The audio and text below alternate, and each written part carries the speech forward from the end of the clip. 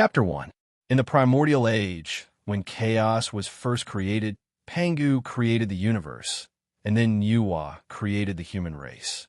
The human race was born from the world and began as the human race.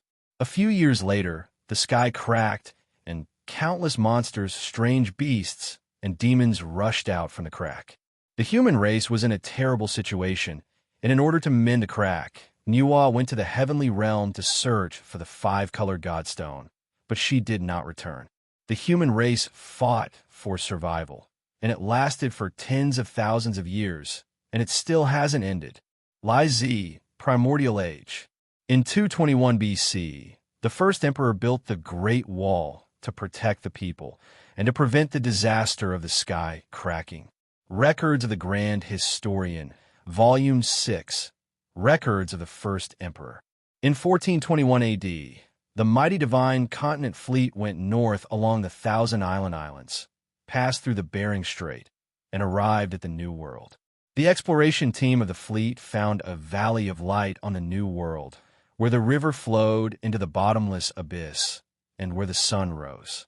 Therefore, the famous eunuch Ma, who led the divine continent fleet here, named this continent Guangzhou, which meant the state where the sun rose. The circumnavigation of the divine continent fleet this time opened the era of human exploration. In the following hundreds of years, the human countries, while facing the threat of space invasion, began to fight for colonies, and the Earth entered the era of the great powers. Gavin Menzies, 1421, the divine continent discovered the world. In 1895 AD, a terrible space invasion came to the British Isles. To the whole of Europe, this was an unprecedented disaster. The space invasion, this time, was an S-class space invasion, and the entire British Isles became a hunting ground for monsters. Half a year after this space invasion, the United Kingdom of Great Britain and Northern Ireland became history, and the British Isles became a dead land for monsters. After the United Kingdom of Great Britain and Northern Ireland was destroyed in the space invasion, the Western and Eastern powers used the fastest time to divide up the overseas colonies of the British Empire. A brief history of modern Europe. At the end of the 19th century and the beginning of the 20th century, a large number of top genius physicists were born in Europe. These physicists raised the human understanding of the universe to a new height, and the atom entered the vision of scientists. The destruction of Great Britain in the space invasion stimulated the nerves of the whole of Europe. The European countries realized that the whole of Europe must unite to resist the disaster that befell the entire human race. It was under this background that the Garden of Eden project began. Under the unremitting efforts of a group of genius scientists, after more than 10 years of research and effort, the Garden of Eden project succeeded. Yes, at the end of 1944, through the cooperation of the whole of Europe, our factory in Germany, made in rockets. The atomic bomb was the most powerful weapon in the world at that time, and rockets, which could send it, the weapon and rockets, the weapon, the most powerful weapon, the weapon was a weapon, and rocket a weapon, and named. The core of the entire Garden of Eden project was to use new and more powerful atomic weapons to defend Europe against space invasion. At that time, we didn't know that we had opened Pandora's box. On March 17, 1945, after careful planning and arrangements, the European countries participating in the Garden of Eden project agreed to launch 6 atom rockets to the British Isles. 1 minute before the atom rockets were launched, we informed the countries at the United Nations, and they were all shocked. We thought that atom landing in the British Isles would be the end of the space invasion. Humanity would usher in the dawn of a new world and rebuild our Garden of Eden on this planet. In the observation post of the Normandy coastal defense line, we saw a mushroom cloud rising from the other side of the strait and a strong light that was hotter than the sun. Atom did not disappoint us. All 6 atoms landed where they should have landed. Those 6 places were London, Birmingham, Manchester. There was not a single person in those 6 places. Those were the places where most of the magical creatures were entrenched. Those were the nests of the dimensional invaders and the barrels of gunpowder that threatened the entire continent of Europe. Atom destroyed the nests and the bodies of the monsters, detonating the powder kegs. But in the end, it also caused an even greater disaster. Adam made the monsters lose their bodies, but those monsters also became immortal monsters and demonic spirits under the power of the atomic weapons. They lost their bodies, but they were no longer afraid of bullets, fire, or any form of physical attack. More and more demonic spirits crossed the strait and entered the European continent. They spread across the globe, bringing a catastrophe to the European continent and the world. With the help of a group of summoners, we captured a demonic spirit and studied it. We finally determined that the physical form of the demonic spirit's body was not any physical form that we knew of. That physical form was like the legendary composition of ghosts. We named that physical form Bose-Einstein condensate. The power of the atomic weapons allowed the space invaders to complete the transformation of their bodies. Only summoners could destroy the Bose-Einstein condensate demonic spirits. Adam did not replace the summoners. Instead, the summoners became humanity's last resort. How the magic box was opened. The Garden of Eden project revealed. The key to becoming a summoner was the Realm Pearl. The Realm Pearl was obtained from the Space Invaders. As long as we killed those monsters, we might be able to obtain the Realm Pearl. The biggest obstacle to fusing with the Realm Pearl was the mystery of boundary separation. This mystery of boundary separation was like the mystery of boundary separation in the legends of reincarnation. The mystery of boundary separation would make people forget everything that happened in their previous life when they reincarnated, while the mystery of boundary separation of the Realm Pearl would make people forget everything that happened after they fused with the Realm Pearl. Until today, we still don't know why those who succeeded in fusing with the Realm Pearl succeeded, and why those who failed failed. But no matter how difficult and dangerous it is to become a summoner, as long as the threat of space invasions exists, our footsteps to become a summoner will not stop. Humanity's efforts to fight for survival will not stop. The world's best-selling book in the 20th century, How to Become a Summoner, excerpt. On the 18th of June, 1996, a team of 268 elite summoners, scientists, biologists, environmentalists, and soldiers from Huaxia and the Great Yan Republic entered the other world through the Space Invasion Channel for the first time. This was a small step for 268 people, but a big step for humanity. Chapter 20 of the United Nations Charter. Provisions on the position of summoners in the global anti-space invasion security cooperation. Chapter 2. On the 24th of May, 2019, in Xiang'an City, Great Yan Republic, Izhou Province, North Guang Continent, the sky was a little gloomy, and the air was drizzling with cold rain. It was the evening rush hour in the city, and the roads in the city were a little congested.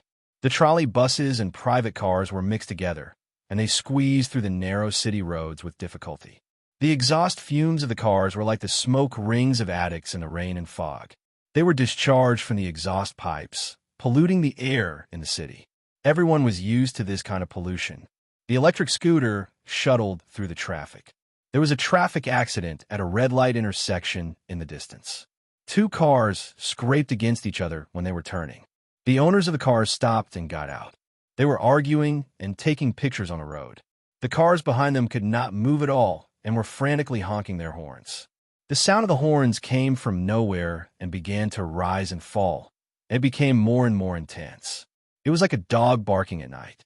As long as one sound appeared, it would soon become a mess, and the traffic on the street would be chaotic. When the raindrops turned into water droplets and slid through the window, Xiao Pingan was leaning against the window and taking a nap on the Route 11 trolley bus. He was really tired. There was a lot of work in the garage these 2 days. Xiao Pingan had even worked overtime at night for a few consecutive days, and he worked more than 18 hours a day. For the past few days, he ate in the workshop and slept in the garage. Today, he finally finished his work at the desk with great difficulty and could finally go home to rest. With a day of holiday, he could have a good weekend. Xiao Pingan was 21 years old this year, but he had been working as a car mechanic in the garage for 5 years. Because he had been working as a car mechanic for a long time, the young Xiao Pingan would have a faint smell of engine oil on him as long as he did not shower for half a day. His face was a little pale because he had not been exposed to much sunlight all year round. Compared to other young people of the same age, Xiaopinggan also appeared to be a little slovenly. At this moment, he was wearing a set of sportswear that was neither new nor old. When he leaned against the window and fell asleep, a few strands of black hair stuck to his forehead sleepily, pressing down on his pair of thick black eyebrows. In Xiaopinggan's ears, the sound of car horns sounded vague like a distant horn. Not until the driver of the number 11 rail bus also sounded the horn twice impatiently did the sound wake Xiaopinggan up. Xiaopinggan looked at the street outside and found that the bus had only passed 5 stops. It was still in the city and was still some distance away from home. The traffic police had already rushed over to deal with the traffic accident in front of them.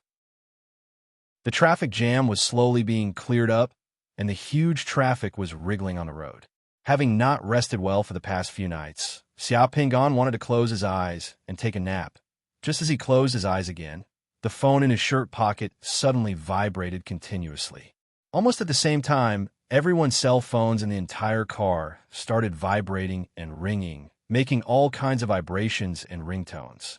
The car, which was originally quiet, suddenly became as noisy as a big shop. Everyone in the bus took out their phones at the same time. Xiaopinggan could not sleep anymore. He took out his phone and turned it on. He saw the eye-catching red light flashing on the screen.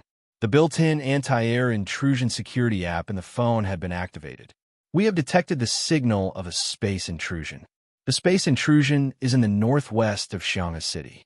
You are now in the affected area of the space intrusion.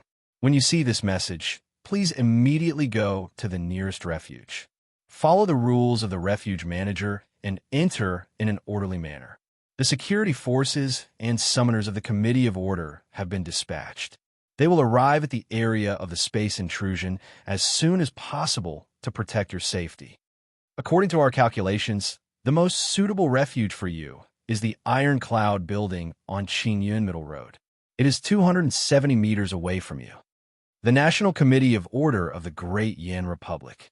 Below this message was the navigation map of the Iron Cloud building on Qinyun Middle Road. The network's satellite in space gave a timely warning when it found an area with abnormal gravity. The phone's built-in app instantly sent a message. The computer and big data automatically calculated the location of the space intrusion area and the number of people affected. The nearest and best refuge was automatically assigned to each person. At this time, one could feel the benefits of technology. The content of this message woke Xiaopinggan up instantly. It was as if a basin of cold water had been poured on him from head to toe. He did not feel sleepy at all. Almost at the same time, the toothpaste advertisement on the TV of the tram bus was automatically cut off. The TV began to broadcast this message. The other people on the bus received the message. Driver, open the door. Someone on the bus was already shouting. Space intrusion. Space intrusion. Those monsters are coming. Let me out. The people on the bus were panicking. Some of them were pale, some of them were trembling, and some of them began to scream hysterically. It only took a few seconds for the originally lifeless carriage to go from tranquility to madness. It was too unexpected and too sudden. The people on the bus were not prepared at all. On this bus, apart from a few students, most of the people on the bus at this time were office workers.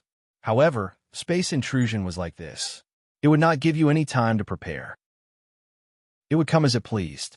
The driver of the tram bus, who was angrily honking the horn on the bus, stopped the bus immediately and opened the front and back doors of the bus. The people on the bus were in a panic. They squeezed forward and backward and ran out of the bus amidst the noise. The people on the street outside probably received the same message and reminder. In just a few seconds, there were dozens of collisions and other traffic accidents on the street.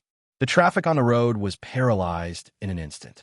The people who had been riding their electric scooters and bicycles on the streets abandoned their electric scooters and ran towards the nearest shopping mall or building. The nearest shelter was downstairs in the shopping mall or building nearby. All buildings with 7 floors and above had shelters downstairs. The doors of private cars opened one by one. The people in the cars left their cars on the road in a panic. They all got out of their cars in the rain and ran to the shelters on both sides of the street. Some private cars rushed onto the curb and the roadside flower beds. The drivers also quickly got out of their cars and rushed to the shelters. The driver of the bus opened the side door next to the driver's seat and jumped out of the bus. He followed the crowd and ran to the street. At this time, for everyone, saving their lives was the most important thing. The streets were in complete chaos. People were running like ants to the best shelter they could find on their phones. Some of the shops on the side of the street had started to put down their safety doors and shutter doors. Xiao did not squeeze with the people in the bus to the front and back doors of the bus. Instead, he opened the window and exposed the window. He leaned out of the window and put his hands on the inside of the bus. His body gently slid out, and he nimbly got out of the bus. Woo, woo, woo, woo. The space invasion alarm on the nearby high-rise building had already sounded, shaking everyone's eardrums. The cold rain fell on Xiao Pinggan's face.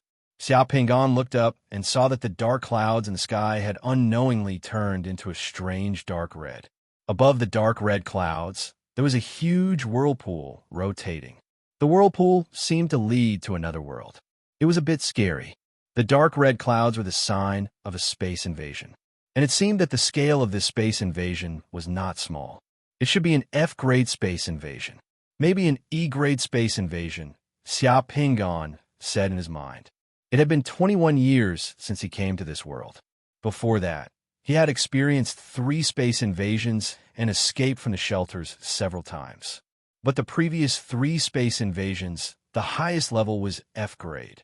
In a small town outside the city, the residents of the town received the alarm and hid in their shelters. Not long after, the space-invading creature was eliminated by the security forces of the National Committee of Order. That year, Xiao Pinggan was just 7 years old.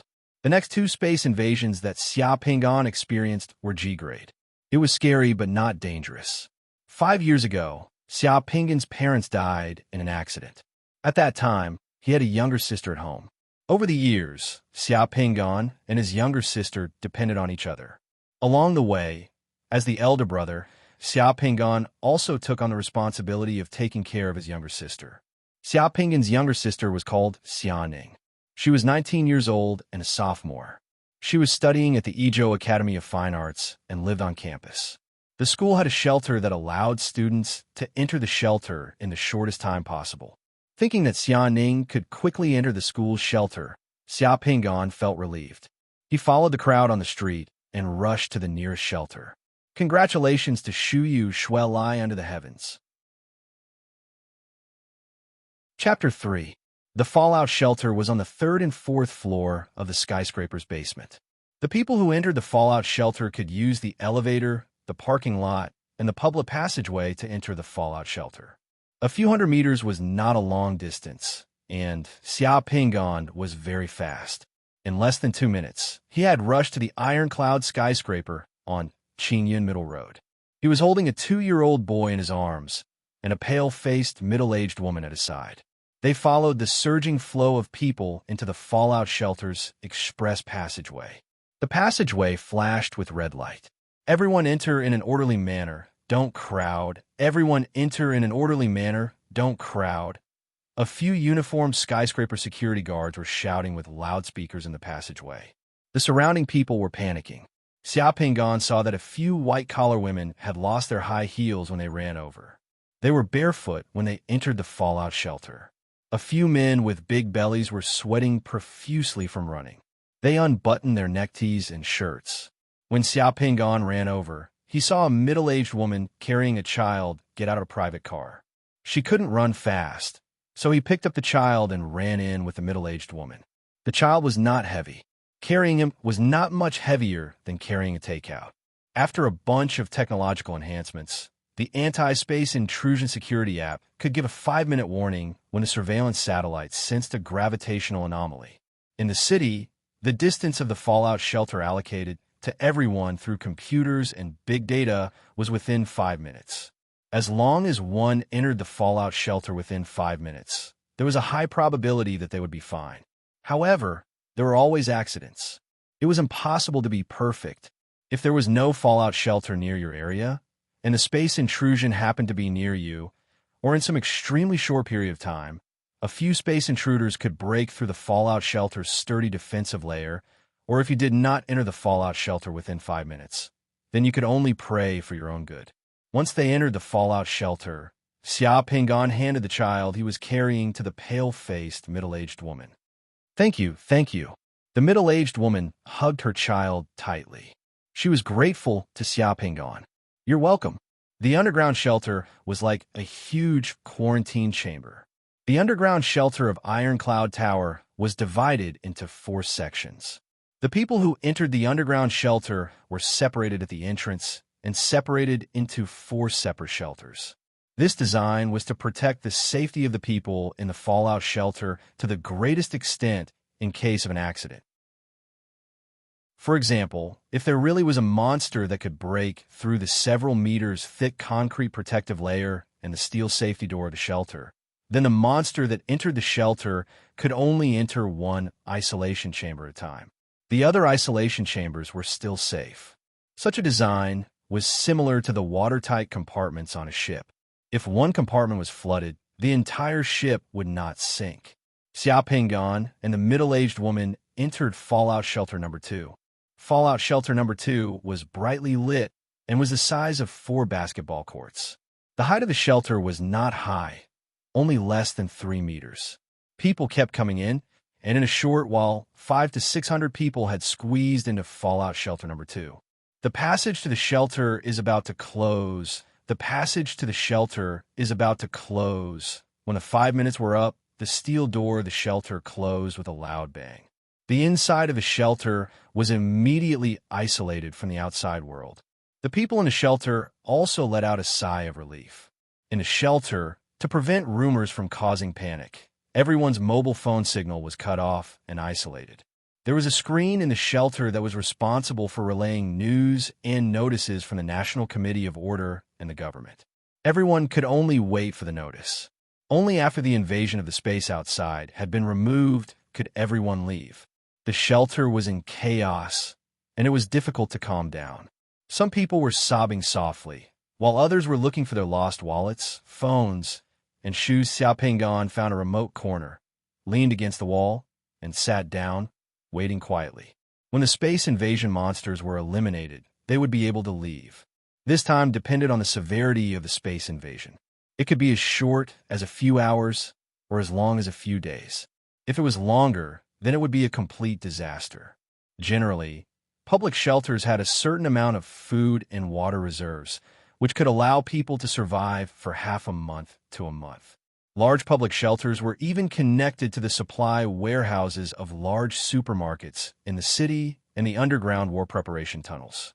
In less than a few minutes, Xia Pingan heard the faint sound of an explosion coming from outside. As soon as the sound was heard, the noise in the shelter instantly stopped. The entire shelter was silent. Even the people who had been sobbing in a low voice stopped. The people who were looking for things also stopped. Drones, it should be our drones that came first. They're already cleaning up the space invasion creatures outside. Next to Xia Pingan, a man in his 40s who was sitting on the ground swallowed his saliva and whispered to himself. This man seemed to have rich experience in dealing with space invasions. In the city, the Committee of Orders drones can immediately rush to the scene of space invasion and launch the first wave of attack. The explosion just now was so loud that it could be heard in the shelter. It might have been a high-altitude thermobaric bomb. The sound came from the air. An intellectual man wearing glasses pushed his glasses up and whispered, "The high-explosive bombs of the drones won't land in densely populated urban areas and forests that can easily cause fires. If it was in the city, no one would have the chance to use the more accurate blade missiles. Everyone will be fine." As soon as the man next to him finished speaking, the lights in the shelter flickered, and the entire shelter suddenly fell into a state of darkness. Then someone screamed.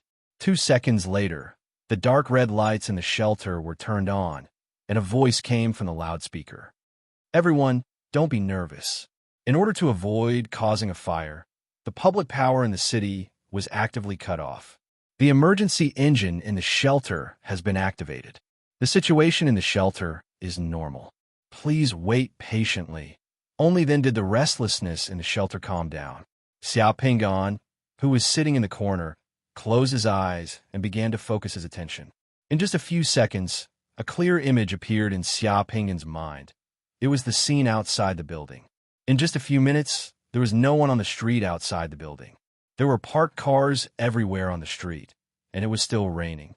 In the clouds above, strange dark red clouds were tumbling in the air. The rotating clouds were like a tornado and the tentacles of an octopus. They split into several parts and extended from the sky to the ground. Whoosh! There was an ear-piercing sound in the air. Two drones quickly whizzed past the top floor of the building, one on the left and one on the right. They rushed towards the swirling clouds in the sky. After flying for 1,000 meters, flames flashed under the wings of the two drones. Two missiles drew two lines of fire in the air as they flew towards the tumbling dark red clouds. Two huge, dazzling lights exploded in the gloomy sky, and then a huge explosion sounded in the sky above the city. It was like a thunderclap, and the glass on the window of a tall building in the distance was shattered. The two cloud tornadoes that extended from the strange dark red clouds in the sky were blown apart by the explosion. Red rain and minced meat fell from the sky. After more than 10 seconds, the sound of the explosion was heard again in the fallout shelter. In the midst of the loud explosion, on a street more than 1,000 meters away from the Iron Cloud building, the dark red clouds tumbled. After the clouds dissipated, more than 20 demon rats suddenly appeared on the ground. Those demon rats were even bigger than lions. Excluding their tails, they were nearly 2 meters long. Their eyes were blood red, and they had sharp teeth after appearing on the ground. Those demon rats stayed still for 2 seconds. After looking around, they began to scatter in all directions. One demon rat was running like a rhinoceros. It rushed onto the road and fiercely knocked away a car parked on the roadside. It then ran onto the city road and disappeared in the blink of an eye. Another 2 demon rats smashed the door of a nearby hotel and immediately rushed into a nearby hotel. One of the demon rats was a bit slow. After rushing a few steps, a strange sound came from the sky. A missile with blades fell from the sky and accurately hit that demon rat. The sharp blades sliced over at high speed, completely shredding that demon rat into a pile of flesh and blood, leaving only a pit on the ground. Several helicopters flew over from afar. As soon as the helicopters hovered in the air, they dropped ropes.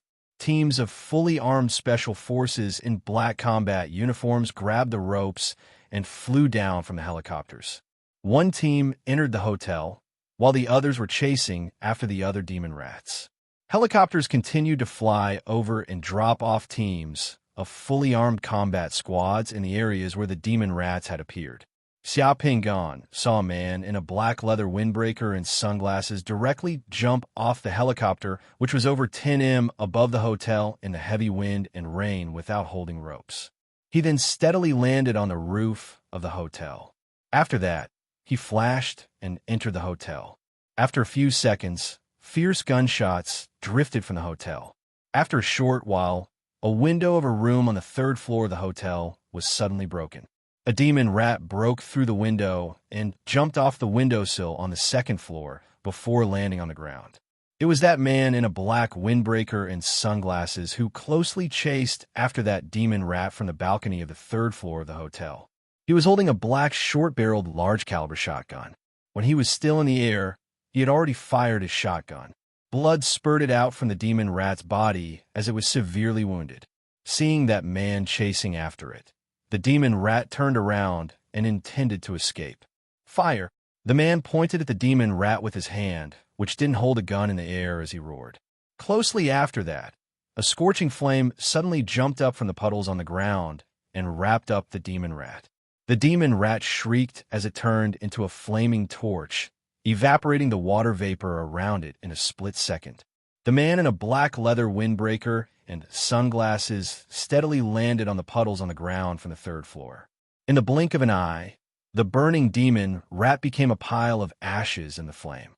Right then, the ground suddenly bulged up while the bricks and mud flew away. A monster that was 5 to 6 meters long, as thick as a gasoline barrel, with a body like an earthworm but a head full of sharp teeth, suddenly drilled out of the ground.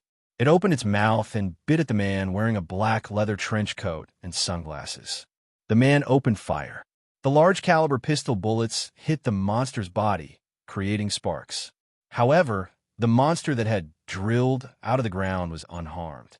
The monster's skin was covered in a thick layer of quartz, like armor. Watching the monster biting towards him, the man abruptly jumped back in an unimaginably agile way. He almost jumped onto the balcony of the second floor of the hotel, which was over 4 m high. After that, the man waved his hand as he uttered 2 words, "Slave soldier." With a light flashing on the ground, a strong, far ancient warrior with bare feet appeared in front of that earthworm-like monster at once. His body was covered with a layer of red light. He was wearing animal skin and holding a long spear. The warrior waved his long spear and stabbed into the monster's body. Green blood spurted out of the monster's body and sprayed all over the ground. The moment the blood touched the ground, it corroded the ground with a sizzling sound. The roof of a car on one side was directly corroded into numerous holes. The monster turned around and swallowed the summoned warrior in one gulp. A few seconds later, the monster's body suddenly twisted in pain and rolled around on the ground, making a mess of the flower bed outside the hotel. However, before the monster could roll around a few times, a dagger pierced through the monster's abdomen. Then, with a slash of the dagger, the monster's body was directly cut from the middle, and the 2 halves fell to the ground. The summoned warrior that had just been swallowed by the monster drilled out of the monster's stomach with green blood all over his body. After taking a few steps, he turned into specks of red light and dissipated in the air, leaving only the monster's corpse on the ground. Only then did the team that had just rushed into the hotel retreat. Of the 10 people who had just entered, only 7 came out. 3 of them were injured and covered in blood. They had to be carried out on someone's back. One of the injured team members had his arm separated from his shoulder and was being carried by another team member. The helicopter landed and quickly left with the injured team members. The rain in the sky became heavier. While leading the other team members to chase after another demon rat, the man in the black leather windbreaker and sunglasses suddenly stopped, turned around, and glanced at Xia Pingon. This glance was like a face-to-face meeting with Xia Pingon. Xia Pingon felt that the man in the black leather windbreaker and sunglasses seemed to have seen him. Xia Pingon was slightly surprised. Xia Pingon, who was still in the fallout shelter, suddenly opened his eyes and softly muttered to himself, "Is this a summoner? So strong, he can actually see me." Xia Pingon closed his eyes again. A few seconds later, Xianing's face appeared in his mind. Seeing that Xianing was indeed in the school's fallout shelter, Xia Pingon was relieved. Xia Pingon opened his eyes again and then closed them again. This time, Xia Pingon really began to lean against the wall and take a nap, resting his mind and waiting for everything outside to end. Chapter 4. Xia Pingon's nap turned into a long sleep. Although the shelter could not provide a comfortable bed, he still slept in the shelter. He stayed in the shelter for a whole night, more than 14 hours. During this night, everyone in the shelter waited anxiously. On the electronic display in the shelter, there was only one message that was constantly being broadcasted. The situation outside is under control. The space invasion creatures are gradually being eliminated. Please wait patiently. At 7 o'clock the next morning, there was finally a different message on the electronic display in the shelter. Order in Shanghai City is being restored. The space invasion alert has been lifted. The green light on the shelter's safety door lit up, and the safety door reopened. Everyone in the shelter dragged their limping bodies and walked out again as if relieved of a heavy burden. The space invasion level is F+. The invading creatures are demon rats and sandworms. There are 137 demon rats and 5 sandworms. We have killed 133 demon rats and 5 sandworms. 4 demon rats escaped through the river. We have sent out teams to pursue and search for them. We welcome everyone to provide clues. The space invasion alert in Shanghai City has been lifted. Power and water supply have been restored. Other public services are gradually being restored. Some areas are still under lockdown. There are follow-up anti-epidemic and disinfection procedures. Please cooperate. The casualties of our personnel in this space invasion are still being calculated. You can pay attention to the follow-up news bulletin. Great Yin Republic National Committee of Order. The moment he walked out of the shelter, Xiaoping's phone vibrated again. Xiaoping took out his phone and saw the message on the security application for the air defense room invasion. Then, just as Xiaoping walked out of the safety passage and onto the street outside, he received another message on his phone. It was from the boss of the repair shop. Yesterday, demon rats broke into our company's workshop. The company received a notice from the higher-ups.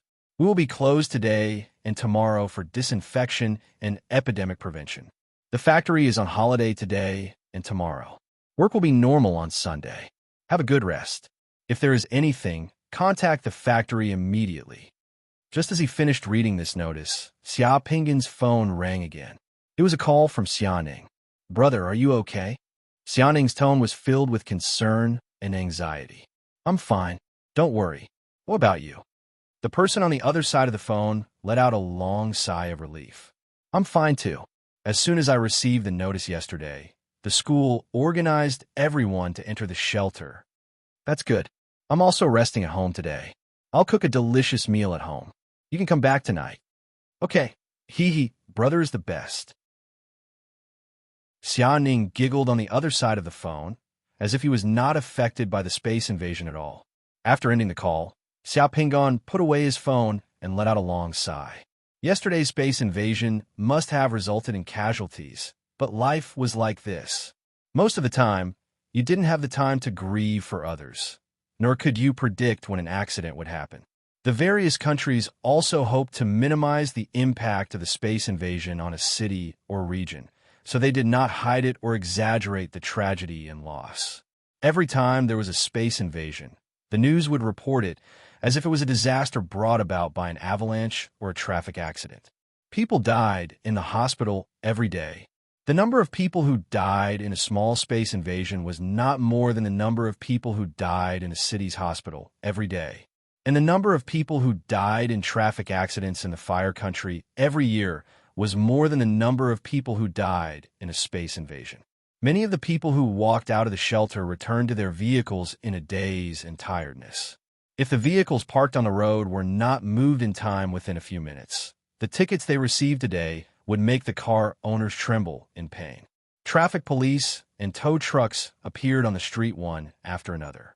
They began to direct the traffic and clear the obstacles on the road. The traffic in the city gradually recovered. If one didn't pay attention, most people wouldn't notice the changes in the surrounding environment. The casualties had been sent to the hospital or taken away. The corpses of the demon rats were cleaned up, leaving not a single hair behind. Only in some special areas, one could see the cordon pulled up, the broken glass on the ground, and the potholes on the road that had not been repaired.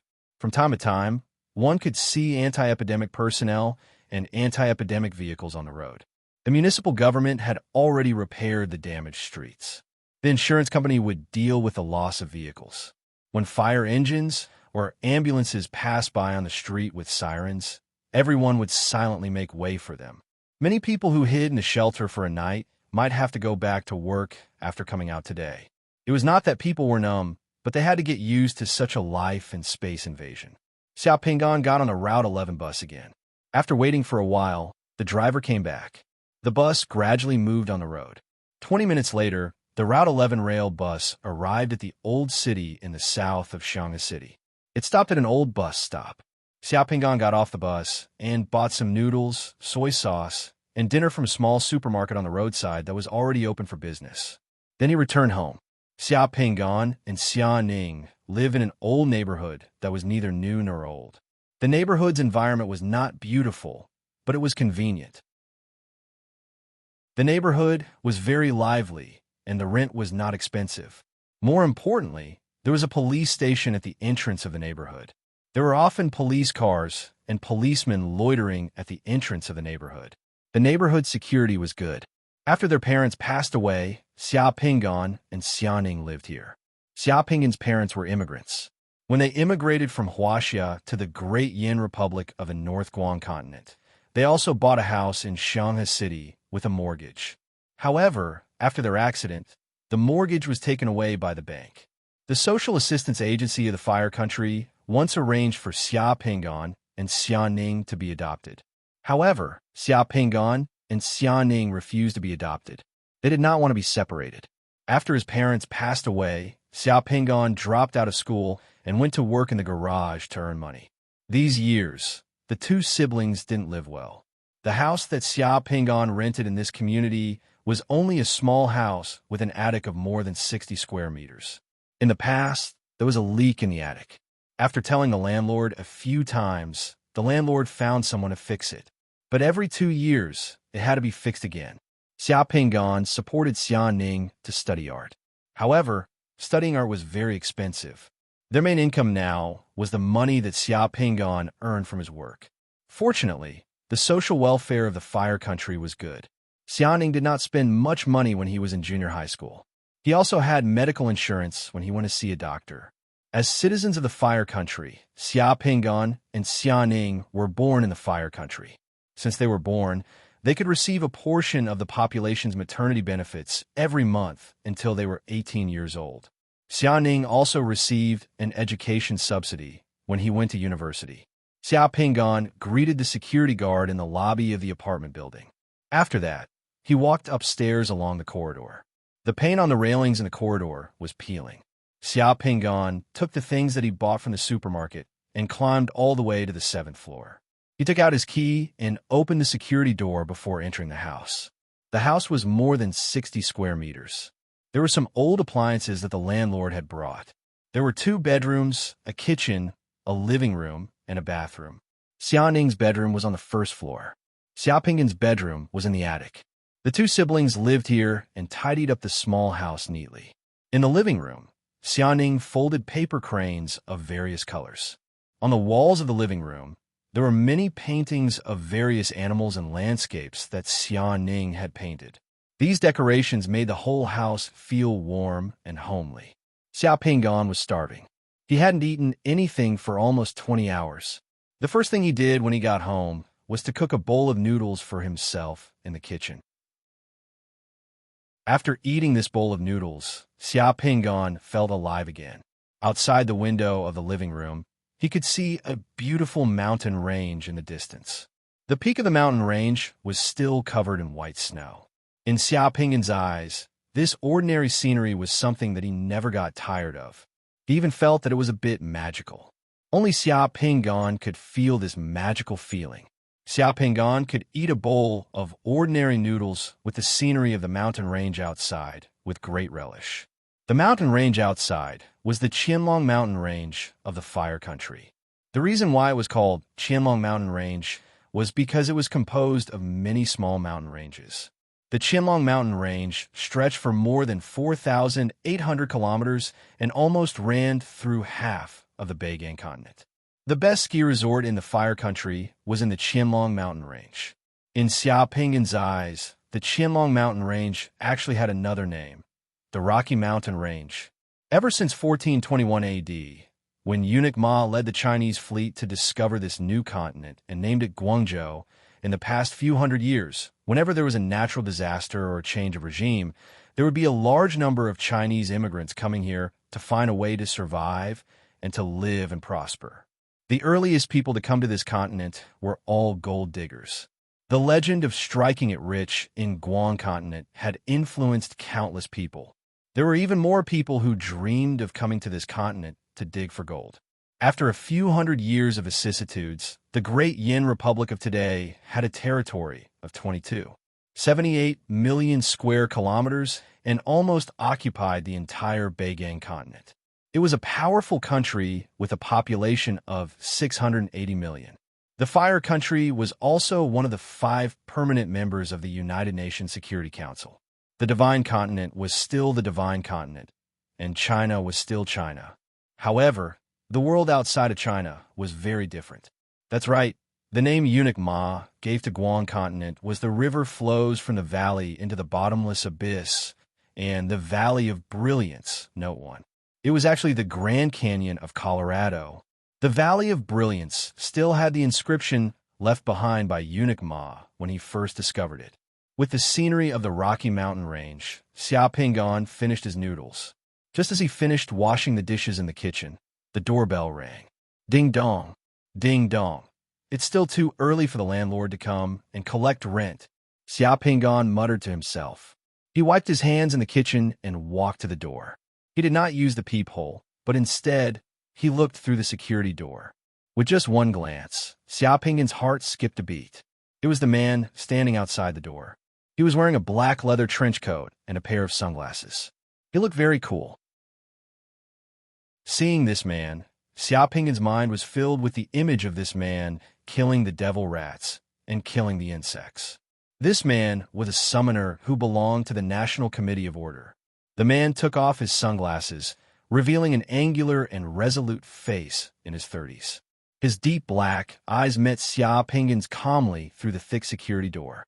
Note 1. American scholar Henriette Mertz, The Almost Fated Record. Chapter 5. Xiao took a deep breath, stretched out his hand, and opened the security door. The face of a man in a black trench coat appeared in front of him. "Hello, who are you looking for?" Xiao asked calmly. "Of course I'm looking for you." The man stood outside the door and said. Xiao thought for a moment, then turned sideways and let the man in. The man looked at the place where Xiao lived with interest. Xiao closed the door and turned to face the man. "Let me introduce myself first. My name is Mo Yanxiao. I'm the director of Shanghai City's National Committee of Order. We met yesterday." The man's eyes were sharp and bright. He looked at Xiao with professional scrutiny, which inexplicably gave people pressure. The Fire Country's National Committee of Order was the most powerful organization in the Fire Country. This organization's authority and reputation were well known, not only in the Fire Country, but also in other countries around the world. In various movies and television dramas, this organization and the people within it often appeared. Powerful, ruthless, and almost omnipotent, they struck fear into the hearts of all the crooks and the demonic creatures that invaded the space. Moreover, the history of the Fire Country's National Order Committee could be traced back to several hundred years ago. "You're the lamplighter." Recalling the man's terrifying skills and summoning skills, Xiao eyes moved. "The lamplighter title is a long time ago. We haven't used it for a long time. The Fire Country is now a country ruled by law. We're just a special group of civil servants who serve the country's interests. All our actions are within the framework of the law. We won't kill people casually unless that person deserves to die." Young Master Moyen looked at Xiao with a smile on his face. "As an awakened, your long-range vision is very strong. However, when you meet someone like me, it's still easy to be discovered." Since the man was already at the door, Xiao calmed down. He turned around and poured a glass of water for the man. He placed it on the table in the living room and sat in front of the man. "I'm still not familiar with my ability. I didn't expect you to have the ability to see things from afar. The ability to see things from afar is rare among awakened abilities, but it's not impossible. I happen to be one of them. May I ask, when did you discover that you had this ability?" "Well, a few days ago. I was also surprised that I suddenly had this ability," Xiao said calmly. He didn't even bother to pretend to be surprised. "A few days? Who's lying?" Young Master Mo Yin smirked. He knew that Xiao was lying. According to the laws of the Fire Country, all awakened ones had to file their abilities with the Committee of Order within half a month after confirming their awakening. Xiao hadn't gone. If this remote vision ability had been awakened in the past, then Xiao had hidden it for so many years without reporting it. It was obvious that he had violated some of the provisions of the Fire Country's Public Safety Act and the Awaken Management Act. But if Xiao had only awakened a few days ago, then it was natural that he hadn't reported it yet. The law couldn't hold Xiao responsible. However, Mo Yanxiao wasn't here to find fault with Xiao. He didn't care what Xiao was like in the past. What was important was what would happen to Xiao in the future. "Have you shown your ability to see from afar in front of other people? Or is there anyone else who knows about your ability? Please answer truthfully. This question will affect your safety. Young Master Moyen's expression was very serious. Xiao Pingon thought about it and shook his head. I've only just awakened this ability. Others don't know about it yet. You have a sister called Xiaoning. She doesn't know about it either? Xiao Pingon's eyes drooped, and he shook his head. She doesn't know either. Mo Yinshao stared at Xiao Pingon. He knew that this was the second time Xiao Pingon had lied. Xiao Pingon's sister, Xiaoning, should know about Xiao Pingon's remote vision ability. The two of them had lived together for so many years. Xiao Pingon's ability shouldn't have been hidden from Xiaoning. Xiao Pingon shook his head because he was certain that Xiaoning wouldn't reveal this ability to anyone, even if she was questioned or standing in court. Mo Yinshao didn't dwell on this issue. He only continued, you should report to the Committee of Order when you awaken a special ability. You should know what this ability means. Do you need me to explain it to you again? In the Fire Country, anyone who awakened or possessed a special ability had to report it to the Committee of Order. Then, the Committee of Order would make an evaluation. If the ability was useful to the country, then the person with the ability would be forcibly recruited to serve the country, just like military service.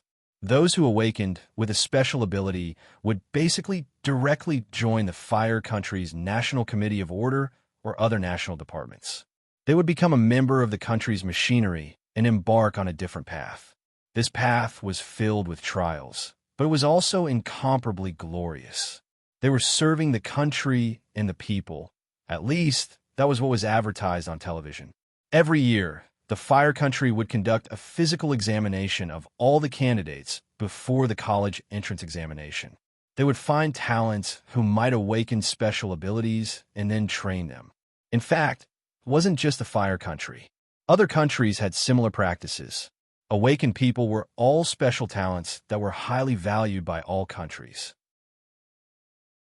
Because Xiao Pingon didn't finish high school before dropping out to work, he avoided the physical examination of the college entrance examination. His remote vision ability had never been discovered. Isn't that right? We haven't made it in time yet.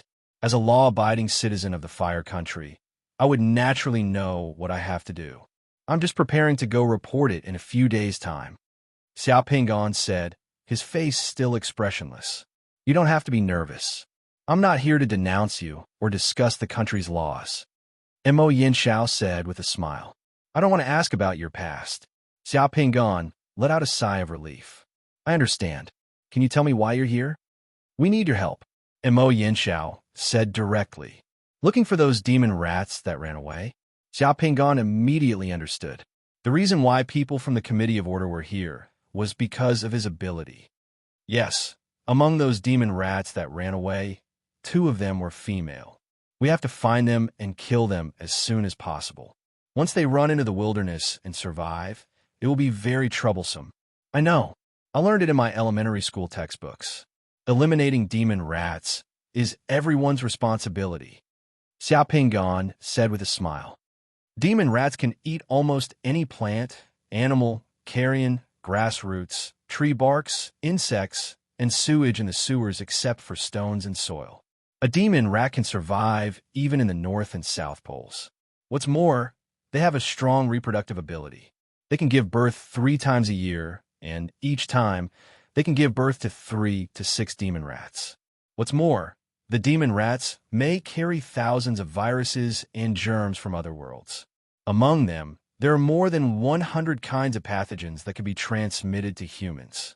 The most dangerous ones are zombie virus, plague, epidemic hemorrhagic fever, and mutant typhus. Yes, it's good that you know it.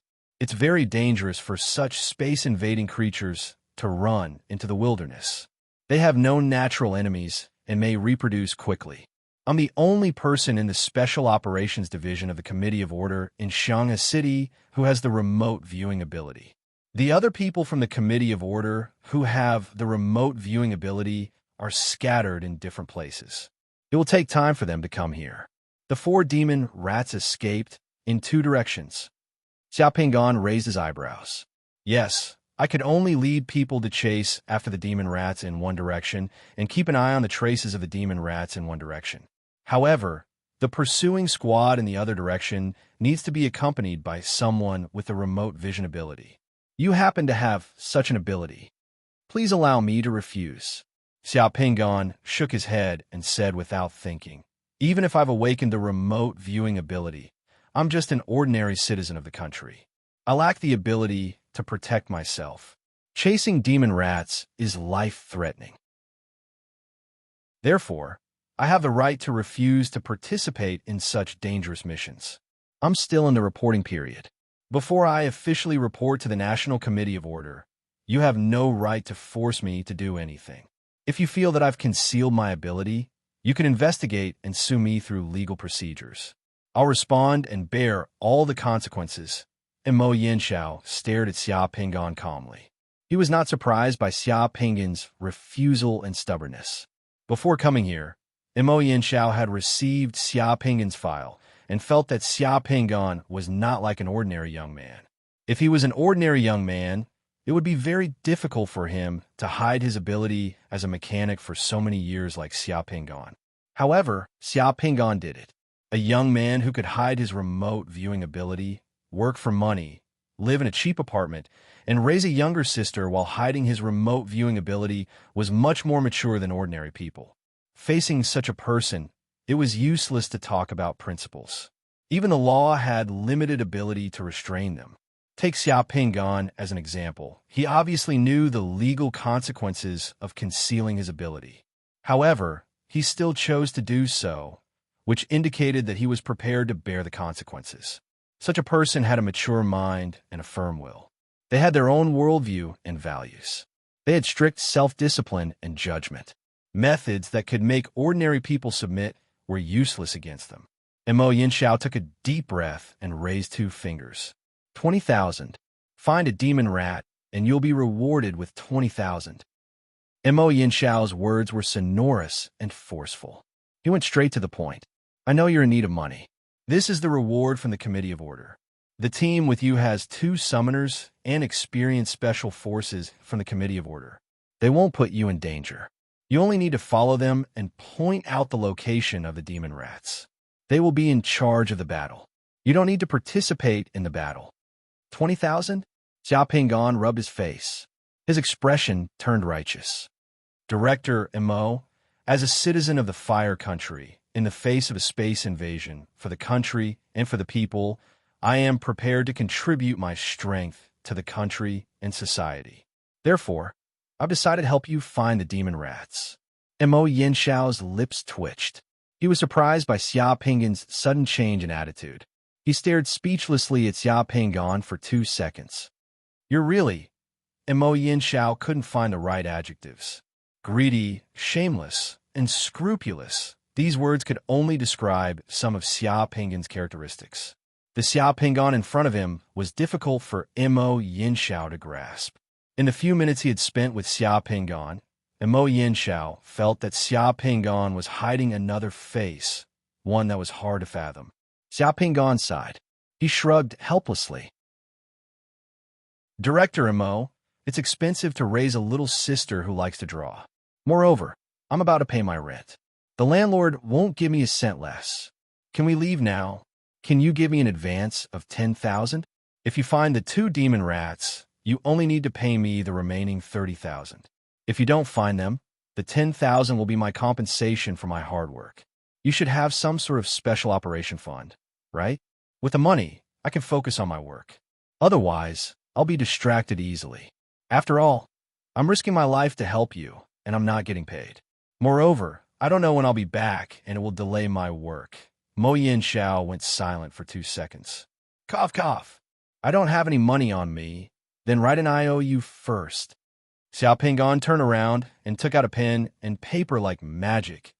And Mo Yanxiao took a deep breath. He quickly wrote an IOU and handed it to Xia Pingon. Then, he watched as Xia Pingon place the IOU in a drawer in the room. He asked in a low voice, Can you leave with me now? Wait, my little sister will be home tonight. I'll leave a note for her. Xia Pingon quickly wrote a note for Xianing. He pressed it under a cup and placed it on the table in the living room. After leaving the note, Xia Pingon looked at Mo Yanxiao and said firmly, You can leave now. Chapter 6. Xiao Pingan followed Mo Yinxiao downstairs and arrived at the residential area. Only then did he realize that there were two gray-green Falcon helicopters parked on the lawn of the residential area. The two helicopters had the insignia of the National Committee of Order on them. A few Special Forces members in black combat uniforms were standing beside the helicopters with guns in their hands. Fortunately, there weren't many people in the residential area at the moment. The two Falcon helicopters didn't cause too much of a commotion. Only a group of uncles and aunties who didn't go to work and a few housewives were curiously looking at the helicopters. They were whispering and pointing at them. The residential area security guards were also maintaining order around the lawn. The effects of yesterday's space invasion were still present. Everyone thought that the arrival of the two helicopters might have something to do with yesterday's space invasion. Under the gaze of a group of people, Xiao Pingan, who was still in his sportswear, followed Mo Yinxiao and quickly arrived in front of one of the Falcon helicopters. There were 9 people sitting in the cabin of the helicopter. 7 of them were fully armed Special Forces members. There was also a burly bald man and a beautiful woman with a cold temperament. The bald man's body was as strong as an ox. His muscles were like the rocks on a hill. Beside him was a wide machete that was more than a meter long. The short-haired beauty was in her 20s. She had short black hair and red lips. She was wearing a leather suit that showed off her curvaceous body. On one side of her thighs was a pistol and the other a dagger. She was like a thorny rose that wasn't to be trifled with. The woman was concentrating on operating a tactical computer in front of her. Her fingers were flying across the keyboard of the computer. Maps were constantly changing on the screen of the phone in front of her. "Old 2, this is Xiao Pingan. I'll leave him to you," Mo Yinxiao said to the burly man. Then he looked at Xiao Pingan. "Follow them." Xiao Pingan nodded. He quickly boarded the helicopter and sat beside the burly man. Mo Yinxiao ran to the other helicopter not far away. "Kid, you're not bad. You've hidden your clairvoyance ability so well." Xiao Pingan had just boarded the helicopter when the burly man grinned at Xiao Pingan. His mouth was full of metal teeth. It was a daunting sight. He even handed Xiao Pingan a noise-canceling headset. Xiao Pingan took the noise-canceling headset and put it on. The helicopter's hatch opened. The helicopter's rotors were already rotating, making a loud roar. The lawn on the ground was blown to the side. The people who were watching the show around the lawn were blown away. The helicopter quickly took off, and the other helicopter also took off, and the two helicopters separated in the air. The residential area on the ground became smaller. The buildings and vehicles of the entire city flew by quickly. After flying for a few kilometers, another gray-green Falcon helicopter joined the first one in the sky and followed behind the first one. This scene made Xiao Pingan feel relieved. "Let's go to the place where you found the last traces of the 2 escaped demon rats." Seeing that the helicopter was gradually flying out of the city, Xiao Pingan, who was sitting in the helicopter, did not stand on ceremony. He directly entered the zone and said to the bald man called Old 2, "Also, show me the images of the 2 demon rats. I want to confirm what they look like." "No problem," Old 2 said directly. Then he said to the short-haired beauty, "Ling Shan, show him." The short-haired beauty didn't say anything. She operated the tactical computer in front of her with her fingers and turned the screen of the tactical computer to Xiao Pingan. The first image that was shown on the computer screen was the one taken by the commando's helmet camera last night. The background of the video was green, which meant that it was shot in the dark. The commandos followed the bloodstains on the ground and entered a logistics park outside the city. They found the corpses of 2 workers who had been gnawed on the ground. As the video shook, a few of the commandos entered a warehouse and started a search inside. Found 2 victims' bodies. Team 7, enter the warehouse. Turn on the thermal imaging sensor. The target might be nearby. A few seconds later, the thermal imaging device found a moving heat source. The team quickly surrounded it, and then violent gunshots rang out. In the image, 2 demon rats suddenly appeared from behind a pile of wooden crates. Amidst the hail of bullets, the demon rats rushed over and pounced on 2 commandos. One of the demon rats used its sharp claws to tear open the throat of one of the commandos, and then it quickly fled. The second image was taken from the sky. The angle should be from the drone. At dawn, the two demon rats had already fled outside the city. They were running wildly in the bushes by the river outside the city. The drone only took 5 seconds to find them. One of the demon rats even stopped for a short while and looked up at the sky. Then, just before the drone's attack arrived, the two demon rats suddenly jumped into the river and dived into the water, disappearing. The third image was in the wilderness. The sky was already bright. The drone captured the two demon rats coming ashore by the river. Then, they entered a large swamp and reed field and disappeared. Okay, Xiao Pingon nodded. He remembered the appearance of the two demon rats. Then he stopped talking. Half an hour later, the two Falcon helicopters arrived at the last place where the two demon rats appeared, the swamp area over 160 kilometers away in the northwest of Xiang'an City. This swamp area covered over 20 square miles. There were endless mountain ridges in the distance. This place was close to the national park of Nani Province. Looking down from the helicopter, most of the swamp area was covered by trees, reeds, and weeds. The surrounding mountain ridges had a complex topography, crisscrossed river valleys, waterfalls, and dense black pine woods. It was very difficult to find the target. The helicopter hovered above the swamp area. The bald, tough man looked at Xiao Pingon and asked, "Can you find a trace of the two demon rats?" Xiao Pingon closed his eyes and started to recall the look of the two demon rats. Only after a few seconds, a picture appeared in Xiao Pingon's mind. The two demon rats were in an underground cave. They were motionless. Xiao Pingon raised the image in his mind. He saw a large area of black pine woods outside the demon rat's cave, a hot geothermal spring not far away, 2 bare mountain tops, and a large grassland. The surrounding terrain gradually became clear. The two demon rats have already left this swamp and entered the mountain ridges. Xiao Pingon opened his eyes and pointed at a direction. It's over 80 kilometers away from here. It's in a black pine woods. Can you mark it on the electronic map? The bald, tough man asked. Yes. Xiao Pingon nodded as he took the electronic map from the bald, tough man. After glancing at it for a short while, he drew a circle on the electronic map. It's about here. The bald, tough man patted the pilot of the helicopter in front and made a hand gesture. The two Falcon helicopters immediately flew towards the direction Xiao Pingon pointed at. The drone can fly above the target area to monitor and search for the target. The short-haired beauty finally spoke as her fingers tapped on the keyboard. After a short while, Xiao Pingon saw the drone's image on the computer screen in front of the short-haired beauty. The drone was rapidly approaching the area that he had marked on the electronic map. Before the helicopters arrived, the drone had already arrived. It was hovering above a large area of black pine woods and using its thermal imaging system to scan and identify the movements on the ground. The black pine woods covered an area of over 60 square kilometers. It stretched across a valley and a mountain slope. Animals such as elk, bison, and pronghorn antelope in the woods and valleys were constantly detected by the drone's thermal imaging system.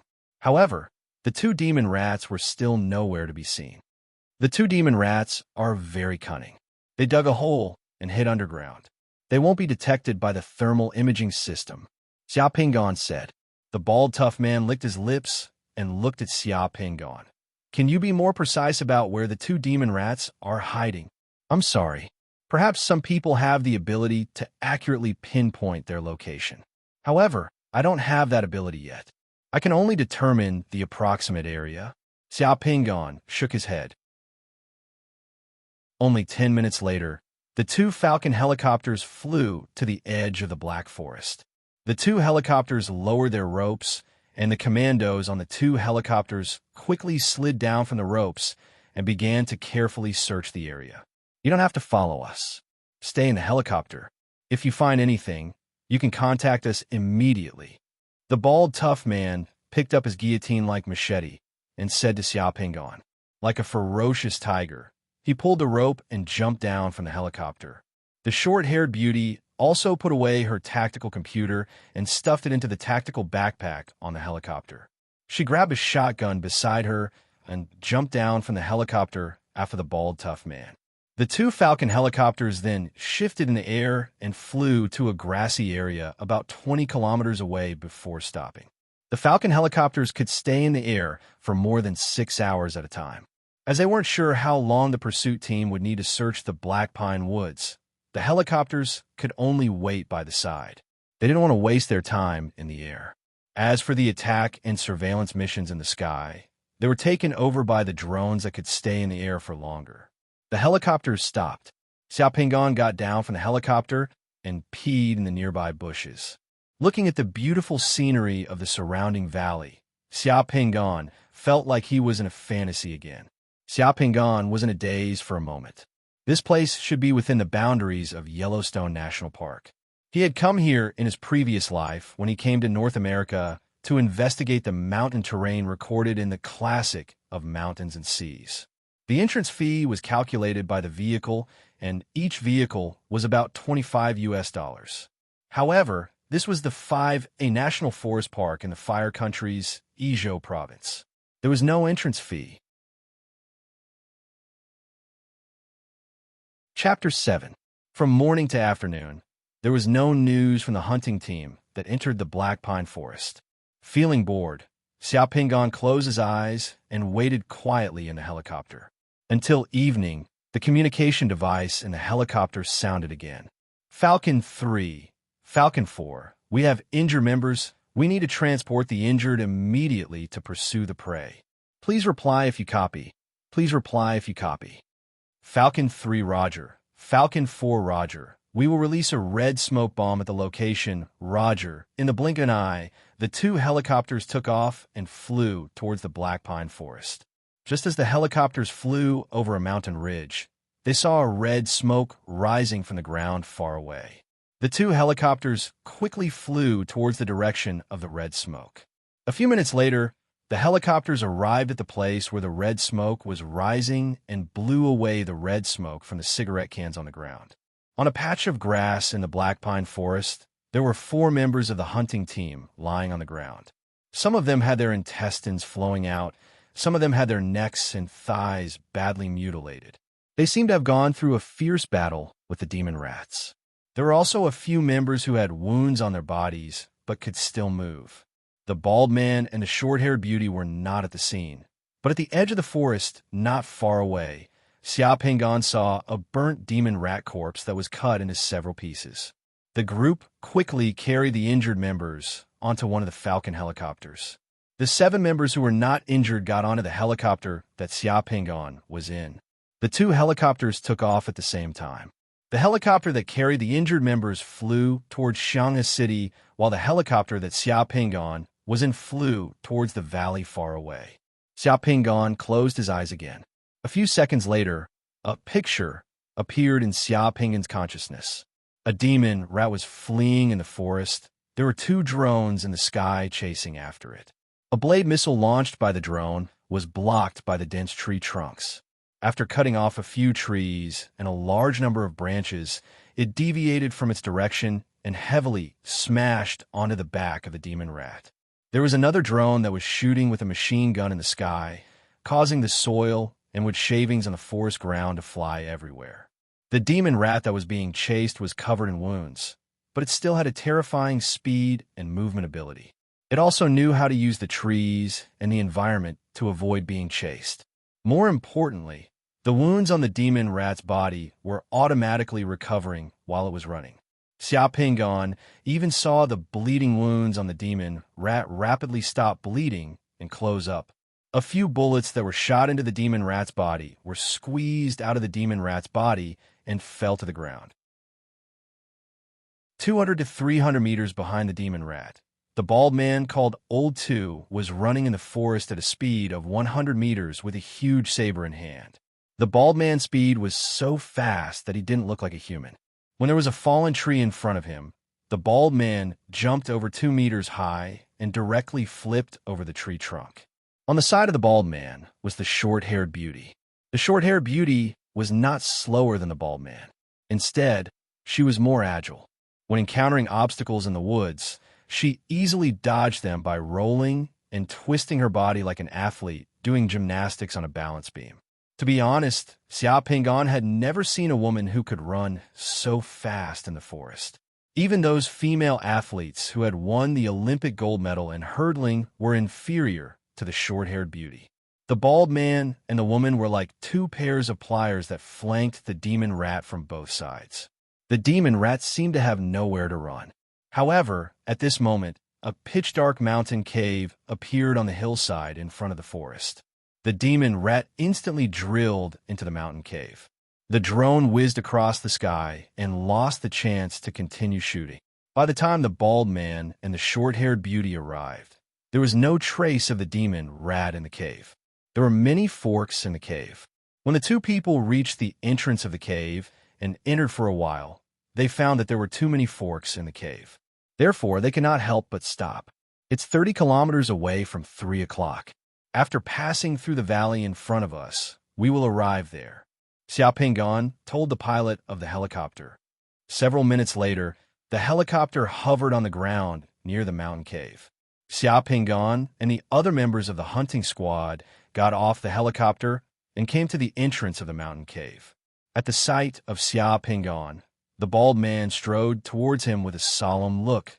There are too many forks in the mountain cave. Can you sense which way the demon rat escaped? That demon rat is female. It's not an ordinary demon rat. It has a very strong recovery ability. It might evolve. Don't let it escape from the mountain cave. The surrounding became quiet as everyone was looking at Xia Ping'an. Xia Ping'an originally wanted to say no. However, looking at the surrounding faces and thinking about the injured members who were taken away by the helicopter, he finally nodded and decided to take the risk. That demon rat has just slipped into the mountain cave. As long as I enter the mountain cave and follow it, I will be able to lock its trace. The bald man glanced at the members' faces before giving an order. Shui Cheng, give your tactical helmet, tactical bulletproof vest, and weapon to Xia Ping'an and teach him how to use them. Zhao Yang and Lin Feng, prepare climbing tools and ropes and enter the mountain cave with us. The two of you will be responsible for protecting Xia Ping'an. The rest of you will be stationed at the entrance of the mountain cave and set remote sensing landmines. Don't let that demon rat escape from the entrance of the mountain cave again. Yes, sir. Everyone immediately got busy.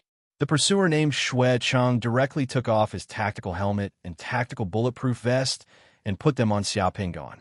At the same time, he taught Xia Ping'an how to use them. The tactical helmet was equipped with night vision, communication, and body detection functions. It was very convenient to use. Xia Ping'an immediately knew how to use it. As for weapons, the pursuers all used assault rifles. All high schools in the Fire Country had a course on how to use weapons. Every high school student in the Fire Country would master the basic skills of using rifles, pistols, and assault rifles. Xia Ping'an also knew how to use them. 2 minutes later, Xia Ping'an, who was wearing a helmet, a tactical vest, and holding an assault rifle, walked into the cave with a few others. After the 5 people entered the mountain cave, the team members who stayed outside immediately set remote sensing landmines outside the mountain cave. After entering the mountain cave for less than 50 meters, it was completely dark inside. Only a faint light came from the entrance of the mountain cave. Xia Ping'an could only use the night vision device on the tactical helmet to see the environment inside the mountain cave. The entire mountain cave was covered in a faint green light. Xia Ping'an was the second last in the team, so he received the best protection. At the front of the team was the bald man with a huge saber. The short-haired beauty was the second. In front of Xia Ping'an was the Special Forces member named Zhao Yang. Behind Xia Ping'an was the Special Forces member named Lin Feng. Xia Ping'an realized that the bald man and the short-haired beauty didn't need night vision equipment to see the cave's environment clearly in this pitch-black cave. In front, the second mountain cave on the left. Xia Ping'an sensed the situation inside the mountain cave and said, not long after the demon rat entered the mountain cave, Xia Ping'an kept a close watch on it with his remote viewing ability. He still remembered the path and could chase after it. In front, turn left. There's a cave on the top. There's a crack in the rock wall on the left. We can climb in through the crack. We need to climb down this 5 m high rock with a rope. Xiao guided the way inside the mountain cave. At the beginning, the path inside the mountain cave was easy to walk on. However, it became more and more difficult to walk on. Gradually, water and a brook appeared in the mountain cave. They waded in the brook and continued to move forward. Xiaoping's clothes were all wet in a short while. Fortunately, the demon rat was huge. If it could reach a place where it could burrow in, Xiao and the others could also burrow in. After over 40 minutes, Xiao suddenly stopped as he closed his eyes. The whole team stopped. Xiao pointed at a pitch-black cave, which was as high as half a person over 20 m away. He then nodded forcefully and pointed at 3 o'clock on the right side of the cave. Everybody understood that the demon rat was hiding in the cave in front of them at 3 o'clock on the right side of the cave. The bald man made some hand gestures to the 2 members of the special forces who were protecting Xiao and the short-haired beauty. Lin Feng immediately retreated with Xiao and had Xiao hide behind a huge rock. After that, he turned around. Zhao Yang took off 2 flashbangs and walked to the cave in front of them before raising 3 fingers. 3, 2, 1. The 2 flashbangs were thrown into the right side of the cave at the same time. Everybody outside the cave turned around at the same time. Bang! A muffled sound drifted from the mountain cave, while the dazzling white light made the entire mountain cave pale. The moment the white light disappeared, the bald man lowered his body, and with a roll, he was the first to rush into the cave. The short-haired beauty was the second to rush in. Closely after that, the whistling sound of the machete and the roar of the bald man drifted from the mountain cave. B***starred, go to hell. Then, the sound of gunfire was heard. A crimson flame lit up the cave, illuminating it like a cave that had been lit on fire. Closely after that, the shrill shriek of the demon rat reverberated in the mountain cave. 2 minutes later, all the movements in the cave stopped. The bald man with a few bloody wounds on his left shoulder came out of the cave with a big saber in his hand, as if nothing had happened. The short-haired beauty followed closely behind him. There are some bats and cave creatures in the mountain caves along the way. Zhao Yang, Lin Feng, you 2 guard here. Don't let other animals enter the mountain cave. I will inform the 4th Bureau to come here as soon as possible to carry out quarantine and purification. Yes, sir. The 2 members immediately stood at the entrance of the mountain cave and looked around vigilantly. The bald man then looked at Xiao as he walked towards him and patted Xiao shoulder. At the same time, he grinned and revealed a mouth full of terrifying steel teeth. Looking at his mouth full of shiny steel teeth, the bald man smiled like a hungry ghost, which could definitely scare children to tears. Kid, you did well today. You have some guts. I guess the director won't let someone like you slip away again. It's not easy to find clairvoyance. Follow me in the future. I, old 2, will protect you. Chapter 8. At around 9 p.m., a black off-road vehicle drove over from afar and stopped at the roadside in front of Xiao residential area. The street lamps were like ghostly flames as they shone on the slightly old street and the parasol trees on the roadside. Under the street lamps, the parasol tree's shade was threatening, as if a monster was about to jump out from the ground. Usually at this time, there would be many pedestrians and peddlers on the roadside outside the community. However, today it was exceptionally quiet outside the community. Although everyone in the city had received the notification that the 4 escaped demon rats had been killed an hour ago, the aftermath of the space invasion yesterday had not completely passed yet. Many residents were worried that there might be some fish that escaped the net or criminals who would take advantage of the situation to rob them. Therefore, the streets of the city were extremely quiet tonight. There were indeed cases of fish escaping the net.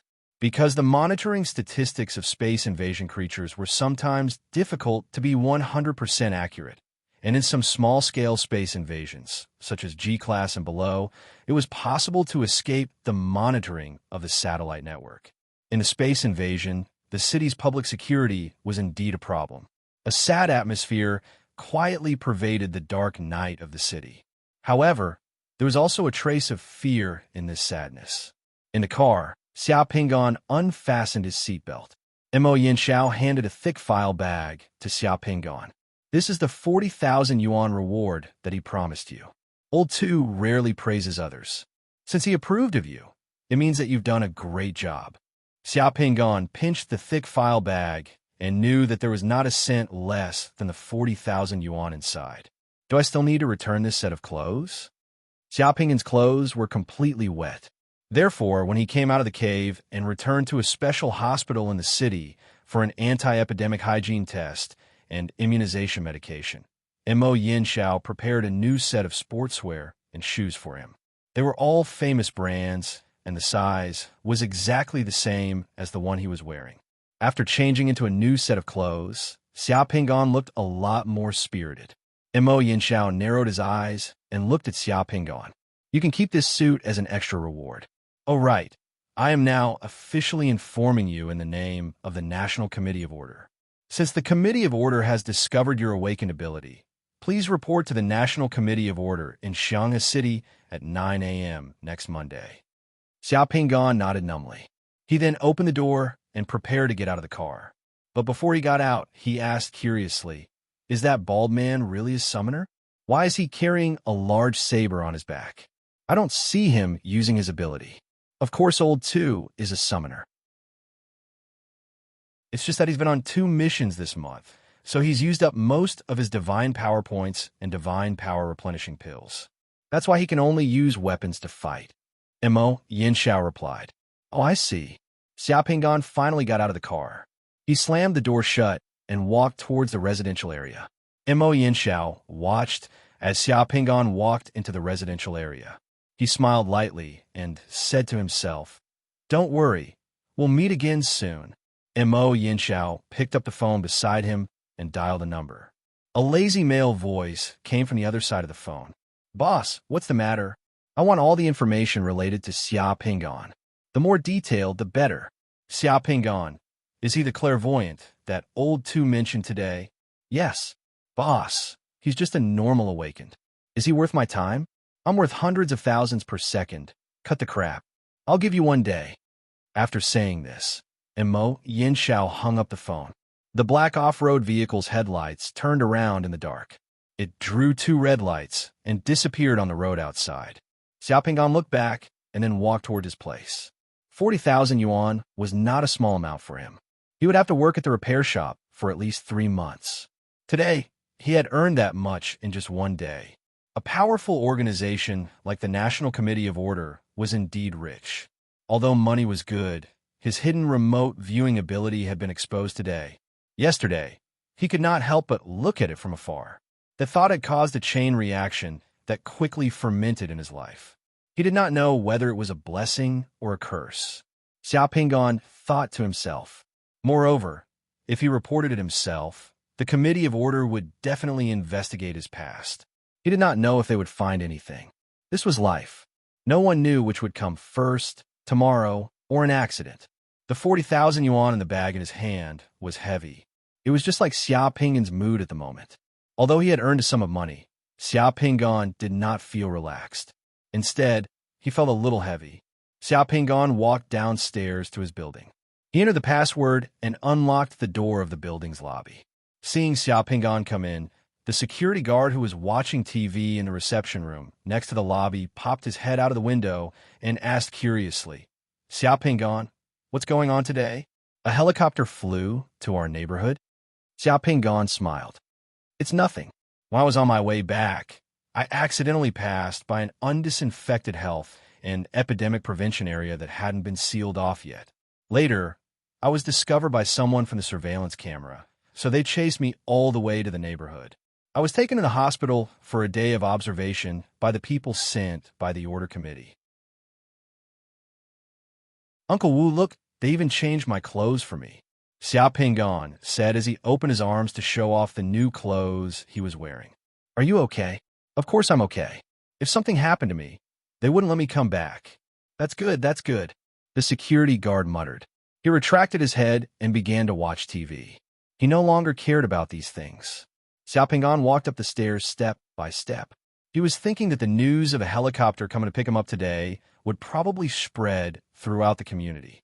His explanation should be able to make the uncles and aunties in the community stop making wild guesses, but he was afraid that he wouldn't be able to deceive everyone. It would depend on the situation. If it did not work, he could just move to a place closer to Xianing's school. Xiao Pingan came to the door. When he was about to take out the key, the house's security door was suddenly opened. "Brother, you're back."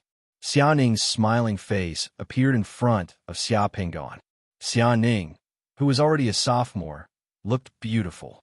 She wore ordinary sportswear and had a youthful and energetic ponytail. She had a slightly round face and a sharp chin. When she smiled, her eyes were like two curved crescent moons, revealing a sense of intelligence. Xiao Pingan smiled and touched Xianing's head, then walked into the house. "Brother, you even changed into a new set of clothes and new shoes. Your clothes and shoes are branded. They cost more than 2,000. Where did you go?" As soon as the two entered the house, Xianing's eyes were very sharp. She immediately noticed that Xiao Pingan's clothes were different from usual. It could be said that it was somewhat extravagant. Usually, Xiao Pingan's clothes rarely cost more than 200 yuan. Xiao Pingan was never willing to buy branded clothes. "I'll tell you later." Xiao Pingan casually threw the file bag with money on the sofa. "Okay, then let's eat first." Seeing that Xiao Pingan had returned, Xianing ran into the kitchen and busied herself. She brought out the bowls, chopsticks, and dishes in the steamer from the kitchen. Seeing that Xianing took out 2 sets of bowls and chopsticks, Xiao Pingan shook his head. "Didn't I tell you not to wait for me to come back to eat? Why did you wait until now?" "I'm happy. I'm not hungry anyway." Xianing wrinkled her nose at Xiao Pingan and made a face. Then she began to add rice to Xiao Pingan's bowl. When she was adding rice, Xianing's stomach growled. "What's growling?" Xiao Pingan asked. "I'm not hungry, but the toad in my stomach is hungry," Xianing answered. The two siblings laughed and began to eat. The simple house was filled with a warm atmosphere. Xianing made scrambled tomatoes with eggs, stir-fried pork with bamboo shoots, and seaweed soup. A few simple dishes were placed on the table. There were red, white, blue, and green dishes. They were like her palette, pleasing to the eye. Since junior high school, Xianing had been able to cook. Now, Xianing's dishes were quite tasty. After the meal, Xiao Pingan sat on the sofa and habitually made some tea for himself. Drinking the tea, he called Xianing over and handed the file bag to Xianing. "Go and save it tomorrow." Xianing was stunned for a moment. Xiao Pingan sat on the sofa and habitually made himself some tea. Xianing opened the file bag and saw 4 stacks of brand new 100 yuan bills. His little face was full of shock and his eyes widened. 40,000 yuan? Brother, where did you get so much money? The repair shop gave out bonuses, but it's not the end of the year yet. Your boss is very stingy. He wouldn't be so generous." Xiao Pingan smiled. "Of course, I earned it today." Xianing looked at Xiao Pingan and then looked at Xiao Pingan's new clothes and shoes. His expression suddenly became complicated and he sighed softly. His little brows wrinkled and his face was full of worry. "Brother, I know that boys at your age are very depressed and restless. You don't have a girlfriend. Even if our family is short of money, you don't have to do this. Last time, that Annie was very rich. She liked little fresh meat like you, but that Annie was too old. How could you sell yourself for money? I've actually been looking for a girlfriend for you in our school. There are a few seniors in our class who are very good. Their skin is white and beautiful, and they have long legs. Last time, I introduced you to our school to be a nude model, but you didn't want to. If you want to go, with your figure, it'll be too easy to find a girlfriend if you strip naked in the classroom." Cough, cough. Xiao Pingan, who had just taken a sip of water, almost choked. He glared at Xianing and couldn't help but flick Xianing's head. "What nonsense are you thinking in that little head of yours?" Xianing, this scammer, actually wanted to introduce Xiao Pingan to her school to be a nude model in the name of wealth and beauty. Xianing rubbed his head and pouted. He looked at Xiao Pingan unhappily. "Am I wrong, brother? Actually, you don't have to be embarrassed. I know that some of you guys like those rich and mature Annie." Xiao Pingan looked at the ceiling speechlessly. His sister was good at everything, but how should he put it? She seemed to be a little too mature. She was still young, but she knew everything and worried about everything. In order to prevent Xia Ning's imagination from running wild, Xia Pingan finally told the truth. This money is a bonus from the Committee of Order. Xia Ning was stunned. Then, he suddenly thought of something and his face changed slightly. Ah, brother, they know about your remote viewing ability? Only Xia Ning knew about Xia Pingan's remote viewing ability. The two siblings had relied on each other for so many years. This ability couldn't be hidden from Xia Ning. A few years ago, during a holiday, Xia Ning was taking a nap at home. He forgot to turn off the electric stove in the kitchen and almost caused a fire. Xia Pingan hurriedly called Xia Ning to wake her up. He asked her to turn off the electric switch in the kitchen and put an end to the fire. In the end, only a socket was burned. As for the two siblings taking a detour to avoid danger, Xia Ning being harassed by hooligans after school, Xia Pingan rushing over in time, and so on, it wasn't the first time. In this case, unless Xia Ning was an idiot, Xia Pingan's remote viewing ability couldn't be hidden. When Xia Ning asked, Xia Pingan could only tell Xia Ning how Mo Yinxiao found out about his remote viewing ability and how he chased the demon rats during the mission today. Brother, is the cold, short-haired beauty you mentioned beautiful? Did she say anything to you?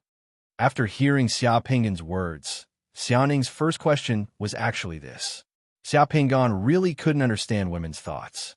He directly retreated. Okay, that woman is beautiful, but it has nothing to do with me. When you talked about that woman, you've already used the term short-haired beauty 5 times. You only used the term bald man 4 times. It means that she left a deep impression on you. Xia Ning said seriously as he stared at Xia Pingan while supporting his chin with his hand, if she becomes my sister-in-law, of course, she has something to do with me. Xia Pingan touched his forehead. Don't you care about something else? Your brother risked his life to chase the demon rats today. Xia Ning directly rolled his eyes at Xia Pingan. Humph, if it was really dangerous, you wouldn't have gone there. You would have just watched from afar. Do you think I don't know how cunning you are? Xia Pingan. By the way, brother, are you really going to report to the Committee of Order next Monday? Xia Ning revealed a worried and curious look. I have no choice this time. I have to go there. Additionally, it's very likely that I will be conscripted. Brother, actually, I think you should have gone there earlier. Xia Ning said seriously. That repairman job doesn't match you at all. You're surrounded by a bunch of men. You can't even find a girlfriend. Aren't you worried that your brother will be conscripted by the Committee of Order to do those dangerous jobs? I believe that you'll be fine. I always feel that even if the world is destroyed, you'll still be able to help me survive. Additionally, in the Committee of Order, you'll have a chance to find me a sister-in-law. By the way, keep 3,000 yuan for this month's rent and 2,000 yuan for next month's living expenses. Xia Ning then divided the money into 2 parts. We'll save the remaining 35,000 yuan tomorrow and use it to buy you a house and get married. Take out another 10,000 yuan and save 25,000 yuan. With this 10,000 yuan, you can find a good teacher to enroll in a training class during the holidays and get special treatment. Xia Ning hesitated for a moment. After struggling for a while, he finally said, I'm going to work during the holidays. I've already made plans with my classmates. Xia Pingan glared at Xia Ning. He then took out a stack of 10,000 yuan from Xia Ning's 2 piles of money and placed it beside the 5,000 yuan pile. Your brother is still alive. Do you think it's your turn to work to earn money? If you want to earn money, wait until you become an artist. When one of your paintings can be sold for hundreds of thousands, I won't have to work anymore. By then, it'll be your turn to take care of me. I don't need 10,000, 5,000 yuan to enroll in an art class. Xia Ning retorted, you don't want to eat, drink, buy clothes, go shopping, or go to the National Gallery with your friends during the holidays. You can keep the remaining 5,000 for yourself. You could buy whatever you want. That's settled. Keep the money well and don't talk nonsense. After finishing his words, Xia Pingan turned around and went up to the attic. Xia Ning looked at the money on the table and then at Xia Pingan's tired back. He sniffled and sucked back the tears that were about to fall. He muttered softly, Stinky brother, you only know how to scold me. Chapter 9. The next day, the two siblings woke up early. The sky was still dark, and they got up at around 5 o'clock. Children from poor families didn't have the habit of sleeping in. The two of them made breakfast together. After eating, Xiaoning put her drawing board and paint paper into a backpack and carried it well. Xiaopinggan also carried a thick backpack. In the backpack, there were oilcloths, balloons, inflators, and other things that he used to set up a stall. Then the two siblings put away 25,000 yuan in cash, put the remaining 15,000 yuan at home, and went out. After leaving the neighborhood, the two of them first went to a bank's automated business hall near the police station and deposited 25,000 yuan in the ATM machine. Then, they went to a nearby bus station together. After waiting for a while, they got on a bus and headed out of the city. Today was the weekend. Every weekend, in the empty space near the General Temple in the southern suburbs of Xianghe City, the citizens spontaneously organized a temple fair. In such a fair, many businesses would move all kinds of snacks and entertainment facilities there. The citizens there could also sell some of their own things, such as old records, old furniture, all kinds of secondhand goods, and some handmade products. The temple fair in the General Temple was a lively place. It was brought by the Chinese immigrants who came to the Fire Country. It was said that it had a tradition of hundreds of years. At around 8 o'clock, the sun had already come out. The two siblings took 2 buses and finally arrived at the empty space near the General Temple. Many people had already arrived. Many people who came here drove private cars and pickup trucks. They found a place to park their cars and pickup trucks. Once they opened the rear of their cars, they could sell things. Xiaopinggan and Xiaoning found a 5 to 6 square meter empty space and began to set up their stall. Xiaoning took out her drawing board, stand, die, and paper. She hung up 2 portraits that she had already drawn and waited for people to come and draw. One of Xiaoning's paintings was 30 yuan. It wasn't expensive, and her paintings were very good. Many people who saw such a beautiful and talented girl selling her paintings couldn't help but come and draw one. Xiaopinggan took out a tarpaulin and a folding stand from her backpack. Then she put on a wig and a smiling clown mask. She took out a pile of long balloons and inflators and began to inflate the balloons. The inflated balloons turned into long, cucumber-like strips in Xiaopinggan's hands. Then Xiaopinggan used the inflated balloons and twisted them into small toys like dogs, flowers, swords, and so on. She sold them for 2 yuan each. There were many children who came here. As long as one child bought one, the other children would see it and want it. Xiaopinggan had been in this business for a few years. This business required little investment, quick results, and there was no need to worry about losing money. It didn't have high technical requirements, and it wasn't eye-catching.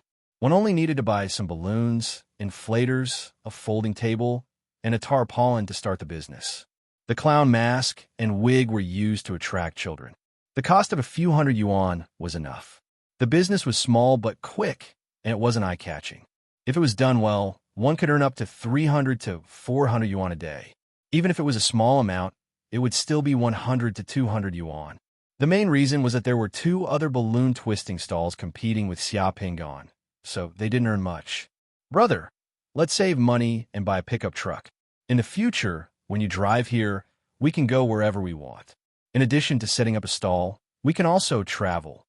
Xiaoning looked at the pickup truck beside her, which was very convenient to sell things. She couldn't help but say with envy.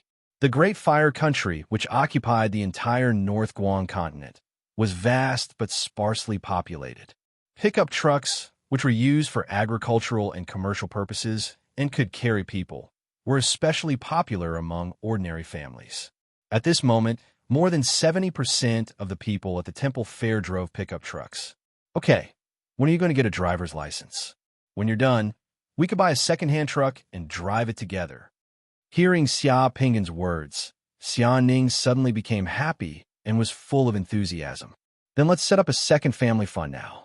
It'll be called the Second-Hand Pickup Truck Fund. All right, how much does a second-hand pickup truck cost? Generally, it's 20 to 30,000 yuan. Those in slightly better condition will cost about 70 to 80,000 yuan. Then our goal for the second-hand pickup truck fund is to save up 70,000 yuan first. Come on. Xia Ning began to encourage himself. Xia Pinggan had just wrung out 2 puppies and immediately opened for business. A little boy came here and dragged his mother to Xia Pinggan's stall to buy a purple balloon puppy. When Xia Pinggan sold 5 balloons, Xia Ning also welcomed her first customer. It was a 7 or 8-year-old girl in a dress. When she came here, she was attracted by Xia Ning's portrait and couldn't help asking Xia Ning to draw one for her. Today, the number of people who came to the temple fair was much less than usual, and the business was not good. It seemed that the effects of the space invasion had not completely passed. Xia Pinggan sold 106 balloons on the first day. He set up a stall here, and the turnover was 212 yuan. Xia Ning drew 6 portraits for others and made a profit of 180 yuan. The 2 siblings ate 2 bowls of rice noodles, 2 spring rolls, 2 bottles of soda, and a fruit platter. Xia Ning also went to play the Trojan horse, roller coaster, and shooting games, which cost 86 yuan. In the evening, the 2 packed up and went home. After a busy day, they made 306 yuan. Xia Ning was very happy. Since she was in junior high school, Xia Pinggan often took her here on weekends. Every time she came here, it was a very happy thing for her. She could play, draw, and eat delicious food. The next day, the 2 rested at home, watched TV, cleaned, hung up clothes, made delicious food, read, and stared blankly. Xia Pinggan called the owner of the repair shop in the morning and told him that he resigned. He couldn't work anymore and was ready to change to an easier job. Pinggan, you're still young. I won't stop you from going out. Young people all want to go out and see the world. It's normal. You are very talented in the repair business. If you still want to repair cars, you can come back to me. I'll give you an extra 2,000 yuan every month. You can go to other repair shops, and your salary won't be higher than this. The owner of the repair shop tried to persuade Xia Pinggan to stay on the phone. He was very sorry for Xia Pinggan's departure because in the whole repair shop, it was very difficult to find a young man who was as good at repair as Xia Pinggan. Xia Pinggan politely declined. He was going to report to the committee of order tomorrow. He didn't know what was waiting for him there, but with his remote vision, it was unlikely that they would let him out. While Xia Pinggan was on the phone with the owner of the repair shop at the Xiang'an National Committee of Orders encampment, a man in his 30s with thick glasses, a stubble of beard, slippers, and a flamboyant flowery shirt walked through the long corridor with his hands in his pockets and whistled. He walked to Mo Yinshao's office. The door to Mo Yinshao's office opened. The short-haired beauty and the bald man who went on a mission with Xia Pinggan walked out of the office together. Seeing the short-haired beauty, the man in the flowery shirt's eyes lit up, and his saliva almost flowed out. After swallowing a mouthful of saliva, he immediately went up to her. Shan, are you going on a mission again? Do you have time tonight? Come to my place to listen to hi-fi. I just bought a set of speakers over 4 million yuan. The effect is great. My house is big and comfortable. The short-haired beauty didn't even bat an eyelid. She just glanced at the man in the flowery shirt and coldly spat out a sentence. Get lost. The flamboyant man looked annoyed, but he didn't back down. Sigh, if I had known, I would have been more direct and asked if you were willing to roll in the sheets with me. Before the black boots kicked his butt, the flamboyant man laughed strangely. His body was as agile as a monkey as he jumped forward and directly avoided the short-haired beauty's kick. He pushed open the door to Mo Yinshao's office and rushed in. Mo Yinshao was behind his desk and had just put away a document. Boss, I prepared the information you wanted on Xia Pinggan. The flamboyant man stopped smiling and suddenly became serious. He took out a black USB flash drive from his pocket and handed it over. That guy is not simple. He's very interesting, not simple. Very interesting. Mo Yinshao raised his eyes in surprise. He first looked at the black USB flash drive and hesitated. He wondered if he should take the USB flash drive. The USB flash drive seemed to be stained with some unknown substance and looked dirty. In the end, Mo Yinshao's misophobia won over his curiosity. After hesitating for a few seconds, and Mo Yanxiao didn't take the USB flash drive. Instead, he directly said, "Go on, I'm listening." After his parents passed away, he rejected the adoption family arranged by the government's social work department for him and his sister. He dropped out of school and went to work to support his sister's education. I know that. And Mo Yanxiao nodded. There are a few other things that you definitely don't know. His first business was selling balloons near his school. After selling balloons for a period of time, because this income wasn't stable, he went to a garage and became a car mechanic when he was 16 years old. At 16 years old, it's not considered child labor. Is there a problem? Mo Yanxiao asked. That's the interesting part. According to the information I collected, before he became a car mechanic, he had never repaired cars. He only had a junior high school education and had never received any training related to car mechanics. However, after he went to the garage, guess what? In less than 2 months, he became the main mechanic of the garage. He could already repair all kinds of cars and solve all kinds of problems. Generally, a young person who has never been in contact with car mechanics would need at least 3 years of training to become a skilled mechanic. The explanation he gave to the garage was that he learned it at home. Mo Yanxiao's eyes lit up and squinted slightly. What else? Go on. And his parents. The flamboyant man licked his lips. His parents were victims of a major traffic accident in Shanghai City 5 years ago. Oh, Mo Yanxiao's eyebrows twitched. The major traffic accident in Shanghai City caused 11 deaths and dozens of injuries. It was the news that caused a sensation in Shanghai City. A sports car ran wildly in the city center at 150 kilometers per hour, then crashed into the crowd on the sidewalk waiting for the traffic light, crushing a bloody path. Mo Yanxiao still remembered this incident. The Committee of Order was the first to take over the investigation of the 819 incident. Later, it was found that this was a major traffic accident and had nothing to do with space invasions or supernatural abilities. The Committee of Order didn't pay any more attention to it and transferred the case to other departments to handle according to procedures. It's been 5 years since the 819 incident. If you didn't ask me to check on Xia Pingan, I would have forgotten about it. Then, my hands got itchy, and I curiously checked on the people involved in the 819 incident. Guess what I found, boss? The flamboyant man still wanted to keep Mo Yanxiao in suspense. But when he saw that Mo Yanxiao was glaring at him with an unfriendly gaze, he laughed dryly and went on directly. The young master of the Deshang group, Zhao Yuan, died in Germany 4 years ago. Zhao Yuan's body was found in his villa. The report and autopsy results in Germany showed that Zhao Yuan had been taking drugs for a long time and died of a drug overdose, ruling out homicide. Zhao Yuan's father, the president of the Deshang group, Zhao Jinsheng, suddenly had a myocardial infarction 3 months after his son's death and died as well. Judging from the cause of their deaths, there shouldn't be any problems, right? Mo Yanxiao's fingers tapped on the table gently. Looking at the cause of death of these 2 people alone, there is indeed no problem. However, the doctor who did the psychiatric evaluation on Zhao Yuan and helped him escape legal sanctions was accidentally electrocuted while lying in the bathtub at home 4 months after Zhao Yuan's death. The presiding judge of the 819 case lost control of his car on the highway while driving 7 months after Zhao Yuan's death and fell off a cliff.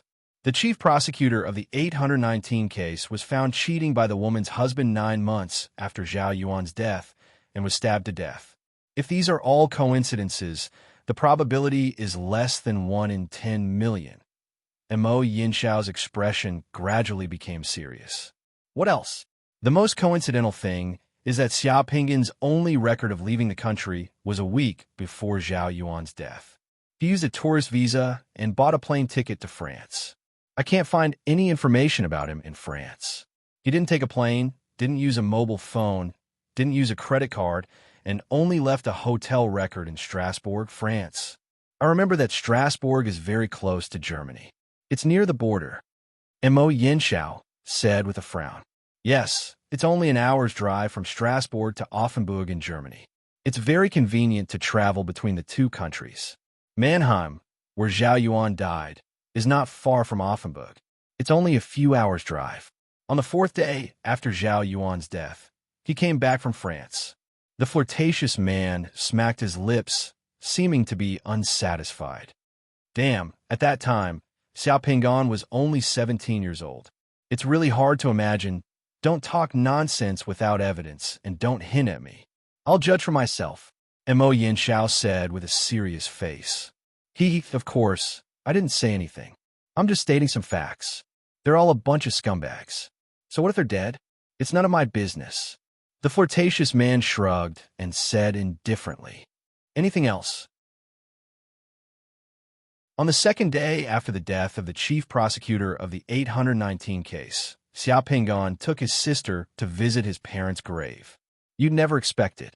Half a month after this visit, Xiao Pingan went to Qianlong Temple alone and stayed there for 3 days. After Xiao Pingan left the temple, Master Yungu of Qianlong Temple announced that he would no longer tattoo people with needles. Is Master Yungu's decision to seal off the needles also related to Xiao Pingan? Mo Yinxiao was really surprised. Mo Yinxiao knew Master Yungu. The fire lion tattoo on Mo Yinxiao's body was made by Master Yungu. In the entire Izhou province, Master Yungu was the #1 tattoo artist. This is my analysis and speculation based on the data and information. Xiao Pingan's mobile phone location data didn't move for 3 days at Qianlong Temple. This was the time when Master Yungu completed a tattoo. When Xiao Pingan left Qianlong Temple said that Master Yungu was in seclusion. Since then, those who came to Qianlong Temple to ask for a tattoo were received by Master Yungu's disciples.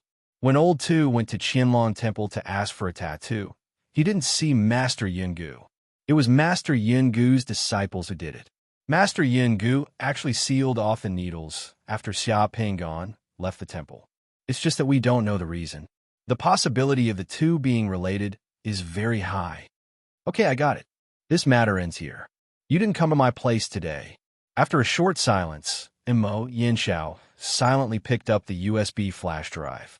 In the blink of an eye, the USB flash drive in his hand turned into a light smoke and melted into a ball. The flamboyant man's eyelids twitched as he patted his head with a blank look. Boss, why did you call me here? Look at my memory. I forgot again. Yeah, you're sleepwalking again. Go back and have a good rest. Mo Yinxiao smiled. It seems that I have to go back and make up for my drowsiness. Those evil spirits in my dreams are really harmful. The flamboyant man yawned as he turned around and left. When he reached the door, he seemed to have thought of something as he patted his head and turned around. Boss, there's one more thing. Zhao Jinsheng has a son, Zhao Yuan, and a younger brother called Zhao Jian. Zhao Jian has always been studying in a noble school in France. I heard that he became a summoner 2 years ago. And Mo Yinxiao raised his eyebrows. Got it.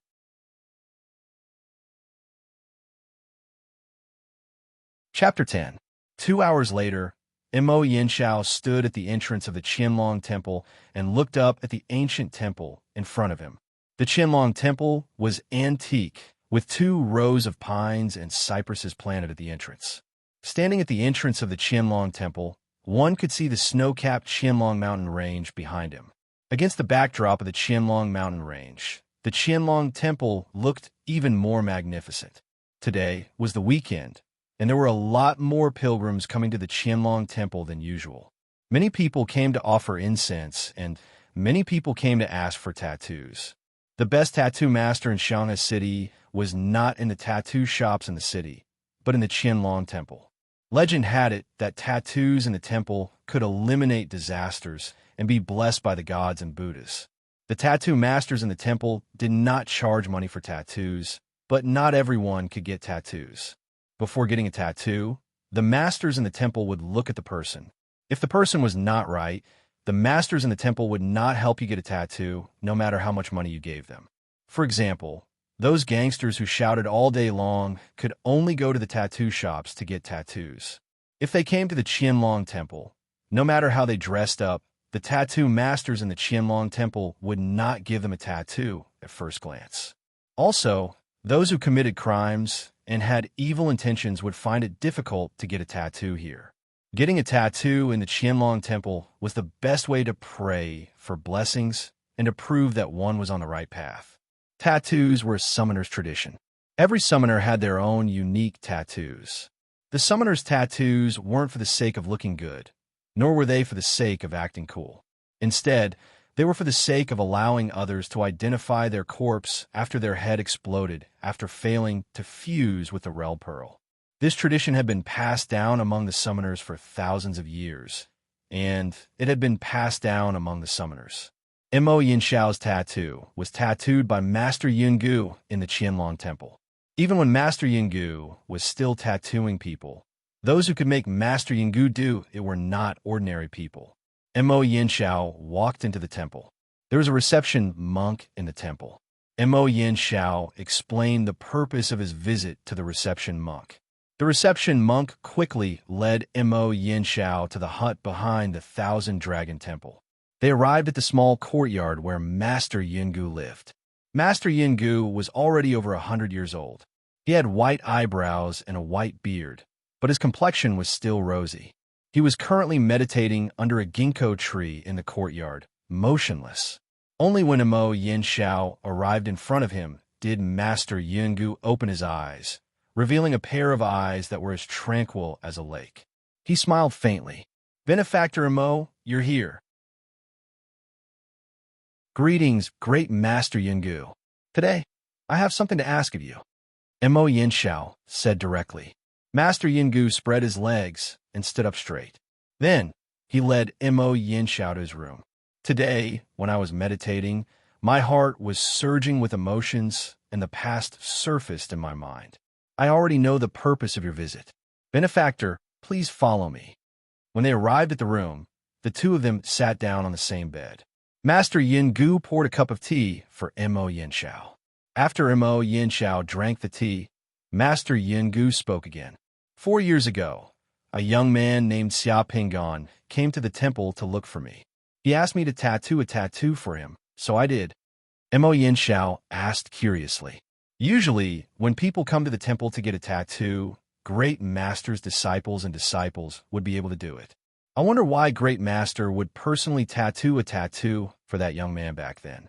Furthermore, you sealed the needles after you tattoo him? Because that young man had drawn a painting in the temple and wanted to tattoo that painting on his back. When my disciples saw that painting, none of them dared to touch the needles. Thus, they could only invite me over. After I tattoo that painting, my mind and technique had been completely perfected. Therefore, I seal the needles. Master Yungu spoke gently, making one feel as if they were being bathed in the spring breeze. I wonder what painting it was that even great master's disciples didn't dare to touch it. Mo Yinshao was already filled with curiosity. "It's this one." Venerable Master Yungu tugged on the rope beside him, and a yellow curtain that had been hung on the wall earlier opened, revealing a portrait behind the curtain. "This portrait is too imposing, so this poor monk has placed it behind the curtain to prevent it from scaring other people who don't know the truth." Mo Yinshao looked at the painting. With just one glance, he felt as if his eyes were being burned. When he looked at it again, Mo Yinshao felt as if his heart and soul were shaken.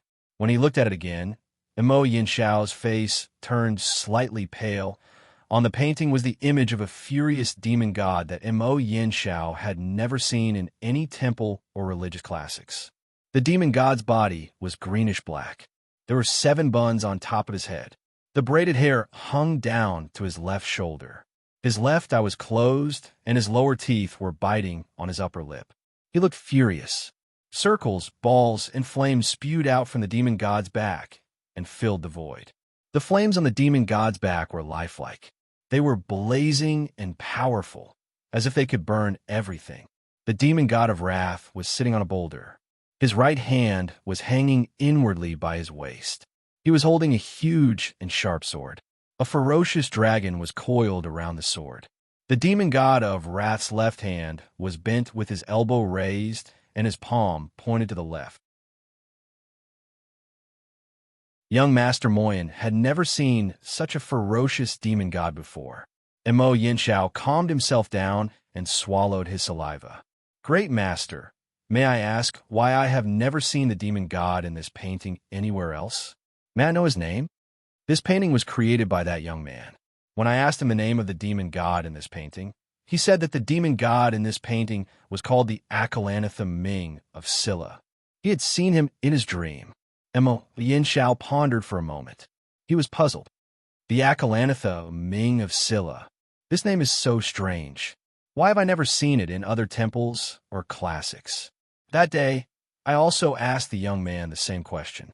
The young man replied that the Akalanatha is a merciful heart that is incomparably firm and unshakable.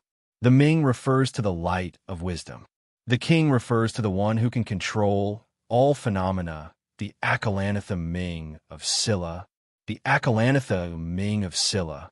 I see. Mo Yin Shao muttered to himself.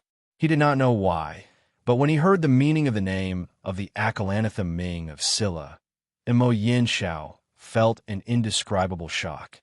What does this Akalanatha Ming of Silla mean? What does it mean? That young man did not explain in detail that day. Master Yungu looked at the Ming of Silla's Dharma image and said with a sigh, "It's just that I have cultivated for 100 years to extinguish my delusional heart, but I still have not reached perfection. When I saw the Akalanatha Ming of Silla that day, I don't know why my delusional heart was extinguished instantly. My decades of cultivation have reached perfection all of a sudden, and I have no regrets. The secret of the Akalanatha Ming of Silla is hard for ordinary people to fathom. Everything in the painting has its own profound meaning. I don't know either. What the young man saw in his dream should be God's will." So Great Master used 3 days to tattoo the Akalanatha Ming of Silla on the young man's back? That's right. Master Yungu smiled faintly. In exchange, I asked the young man to leave the painting of the Akalanatha Ming of Silla in the temple for worship. The young man agreed. Well, I have no other questions. Thank you for telling me, Great Master. Before he left, young Master Moyen took another look at the portrait, and he felt as if his eyes were being burned by countless flames. The Akalanatha Ming of Silla in the painting seemed to have an indescribable power that could shake people's hearts. The tattoos on each summoner's body were actually the spiritual beliefs and soul totems of each summoner. They carried each summoner's brand and spiritual temperament. On the way out of Qianlong Temple, whenever Mo Yin Shao recalled the painting of the Akalanatha Ming of Silla, Xia Pingan's calm face would appear in front of his eyes. Mo Yin Shao, who had met Xia Pingan several times before, found it hard to imagine that Xia Pingan had such an imposing tattoo of the Akalanatha Ming of Silla on his back. Was the Akalanatha Ming of Silla Xia Pingan's spiritual totem? What kind of story did the Akalanatha Ming of Silla have? What did it represent? How much of Xia Pingan's previous performance in front of him was a disguise? Did he disguise himself as a completely harmless, ordinary person? It seemed that Xia Pingan had a lot of secrets. He didn't just have the clairvoyance. However, everyone had their own secrets. Mo Yin Shao also had his own secrets. As long as it didn't involve the duties of the Committee of Order, Mo Yin Shao didn't have much interest in other people's secrets. People like Xia Pingan were the ones who should really join the Committee of Order.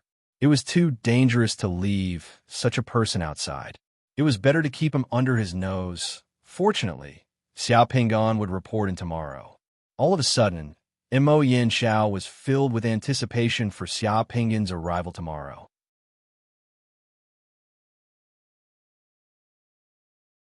Chapter 11. Monday, May 27th. At 8:50 in the morning, Xia Pingan arrived at the entrance of the Shanghai City National Committee of Order.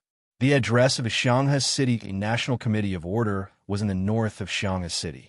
The entrance faced south, and within a few kilometers of the Committee of Order, there was a vast wilderness without any other buildings. There was only one road from the city to here, and there was only one bus stop from the bus stop to the entrance of the Committee of Order. This road was more than 500 meters long, and there were large patches of green grass on both sides of the road. There wasn't even a single tree, and everything could be seen at a glance. Under such circumstances, The Black Cube building of Shanghai City's National Order Committee was particularly eye-catching and had a threatening aura. There were various satellite antennas, radars, and signal towers in the shape of spheres, towers, and pots on the cube, making it look like a warrior in black armor holding a spear and a shield. It also looked like a strict castle. The Committee of Order was surrounded by a tall granite wall, which made it look quite mysterious. People couldn't see the situation inside at all from the outside. They only felt that it was very big inside because they could see drones and helicopters taking off from inside. The door of the Committee of Order was tightly shut. There weren't even any guards or sentries standing guard at the entrance. Xiao Pingan walked over and saw the electronic display on the door light up. A lady's face appeared behind the display. "Sir, how can I help you?" "My name is Xiao Pingan. I have an appointment with Director Mo Yanxiao. I'm here to report today." "All right. Please place your palm on the palm print scanner that is flashing with blue light and look at the iris recognition port on the side with both eyes." Xiao Pingan placed his palm on the scanner and looked at the peritoneal membrane identification port at the side. "Okay, your identity has been confirmed. Please wait a moment." Xiao Pingan waited at the door. After a short while, the door automatically slid open. Behind the door stood Mo Yanxiao. Mo Yanxiao was still wearing his black windbreaker and black combat suit. He looked very cool. Beside Mo Yanxiao stood a middle-aged woman in her 40s. She was wearing a white lab coat and glasses. Seeing Xiao Pingan, Mo Yanxiao nodded and didn't waste any time. "You're very punctual. This is Dr. Huang. Dr. Huang will take you to do a comprehensive physical examination to confirm your ability. We'll talk after you're done." Xiao Pingan didn't say anything. He just followed Mo Yanxiao and the woman in the white lab coat towards the black building. After entering the building, they saw a spacious lobby. However, there weren't many people coming and going. On the black marble floor of the lobby, there was a huge symbol of the National Committee of Order. The symbol was an ancient balance. On the two ends of the balance were the sun and the moon. A double-headed dragon was coiled on the balance. One of the dragon's claws was holding a sword, while the other one was holding a shield. The sword and shield were crossed in the middle of the balance, maintaining the balance of the balance. There was a row of elevators in the lobby. Everything seemed to be in order. There weren't many people in sight. Xiao Pingan separated from Mo Yanxiao here and followed Dr. Huang into an elevator. The elevator went up. In the blink of an eye, they arrived at the third floor. The elevator door opened with a ding. There were many staff members in white lab coats in the corridor outside. The floor was spotless. This place looked like a hospital or a research institute. Dr. Huang called a person who looked like a nurse over and asked her to take Xiao Pingan to the disinfection room for disinfection. Then, they went to the men's changing room and changed into a set of blue sterile clothes from head to toe. After that, they took Xiao Pingan to a room. They measured his height, weight, blood pressure, took a picture, and did a physical examination. After that, they drew his blood and saliva. Finally, they entered an instrument room. After Xiao Pingan entered the instrument room, he found that the instrument room started to turn over and over. It turned over and over for more than 10 minutes. It almost made him dizzy before it stopped. It took him more than an hour to complete this set of procedures. After he came out of the instrument room, Dr. Huang brought him to a black room and began to talk to Xiao Pingan. "Mr. Xiao, how much do you know about the classification of remote vision?" Dr. Huang asked. "I don't know." Xiao Pingan shook his head. Dr. Huang adjusted his glasses and took out a folder and a pen. He began his routine. The long-distance vision ability is a relatively rare awakened ability. However, since ancient times, there have been many people who have awakened the ability. In ancient China, the awakened long-distance vision ability was called clairvoyance. There are also many people who have awakened long-distance vision overseas. After many years of research and exploration, the various countries have now categorized the awakened abilities into different grades: S, B, C, D, E, F, and G grades. These grades are used to differentiate the different grades of awakened abilities. Furthermore, several large countries have developed a set of scientific methods to accurately evaluate the awakened abilities. Using scientific methods to evaluate something that couldn't be explained by science sounded a little contradictory. This classification is similar to the classification of space invasions. It's similar, so it's easier for everyone to understand. The next test I'm going to do for you is to determine the specific level of your remote vision ability. Please cooperate with me to complete the next test. We'll start with the simple one. Okay. Xiao also wanted to see the level of his remote vision ability. He had never done such a test before. He was also very curious. We placed a table in the room opposite. May I ask if you can see the table in that room from here? Xiao closed his eyes. After a second, he opened them again. I can see it. How many legs does that table have? Dr. Huang continued to ask. 6. Xiao replied with certainty. Can you see the colors of the numbers on the 6 legs? Yes, the colors of the 6 legs are numbered from 1 to 6. They are red, blue, black, white, and yellow. Very good, Dr. Huang asked as he jotted something down in his notebook. Among the 6 table legs, one of them is hollow. There are a few heroin pills hidden inside. Can you see them? Xiao closed his eyes and shook his head. He really couldn't see the internal structure of the table. In this building, there are a few rooms with the same table. Can you tell me the room numbers of those rooms? Xiao closed his eyes. In the blink of an eye, he saw the room numbers of the other rooms in his mind. 201, 407, 1911, and number 371. Within 2 kilometers of this building, there are 2 places with the same table buried underground. Can you mark the approximate areas of the buried places on the map for me? Xiao closed his eyes for a short while.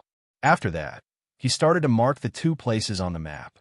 In a building in Shanghai City, there's also a place with the same table. Can you mark the location of that building?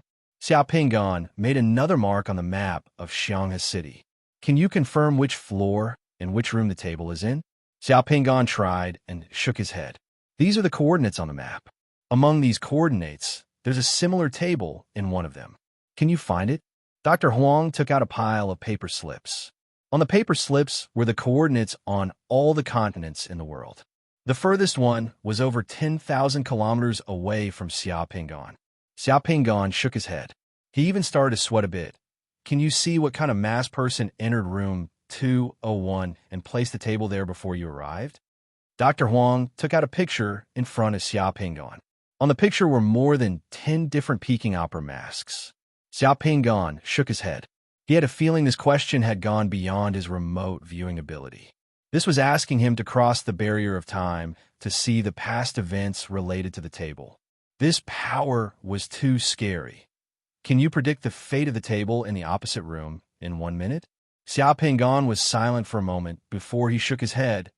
Not long after he shook his head, a hole appeared in the ceiling of the opposite room. A large red stone fell from the ceiling and smashed the table into pieces. The table with 6 legs gave rise to many strange questions. Dr. Huang asked Xiao for more than half an hour before he ended the series of questions. Dr. Huang, what is the level of my remote viewing ability? After the test, your remote viewing ability is level F. Director Mose is also level F? This question involves the internal secrets of the Committee of Order. I have no right to tell you. Dr. Huang shook his head. Then I'll change my question. For the questions you asked me just now, I couldn't see the answers. Is it possible to see the past and future of the table? Or can you see the entire situation of the location with just a map coordinate? You can even see the things hidden underground. That's right. Some people have remote viewing abilities that are even more useful than reconnaissance satellites. In fact, various countries have been studying the use of remote viewing abilities in the military and national security field for decades. This is no secret in the Awakened Circle. You will come into contact with it in the future. Xiao took a deep breath. Okay, thank you, Dr. Huang. I have no more questions. A few minutes later, Xiao changed back into his clothes and took the elevator to leave. When the elevator door opened, Mo Yanshao stood in front of Xiao again. He held a document in his hand and looked at Xiao with a peculiar gaze. I can now officially inform you that according to the country's relevant laws and regulations, because your awakened remote viewing ability can serve the country's security, and because of your good performance in the past, as a law-abiding citizen with no criminal record, you have been officially recruited by the National Committee of Order. From now on, you'll be a member of the Special Operations Division of the Shanghai City National Committee of Order. Sign this document. Xiao Pingan noticed that when Mo Yinxiao mentioned no criminal record, he emphasized the words no criminal record, as if he was hinting at something. Xiao Pingan looked at the recruitment document with the logo of the Committee of Order and hesitated. If he really signed it, many things would not be up to him in the future. Haha, what's there to hesitate about? You know how many people want to join the Committee of Order, but can't. Other than the danger here, everything else is pretty good. The benefits are high, the treatment is good, the food is good, and there are many holidays. You can encounter all kinds of exciting things. If you join, we'll be colleagues in the future. You'll have plenty of time to go on holiday in Strasbourg, France. Mo Yinxiao looked at Xiao Pingan and smiled. Xiao Pingan looked at Mo Yinxiao and smiled. Then, he took the pen and signed the document. It's my honor to serve the country. I'm very happy to join the Committee of Order. Mo Yinxiao looked at the document Xiao Pingan signed and smiled. He put the document away. Believe me, you won't regret it. I heard that awakened ones who join the Committee of Order will ask to fuse with the realm bead and try to become a summoner? Yes. Compared to ordinary people, awakened ones who fuse with the realm bead won't have a rejection reaction. There's one less factor of failure. Although there's a certain probability of losing your life every time you fuse with the realm bead, it's the awakened's duty and privilege. You won't refuse, right? Xiao Pingan took a deep breath. When can I fuse with the realm bead? It's already in the process of application. The higher-ups will approve it within 72 hours. Let's go. I'll show you around here and familiarize you with the environment.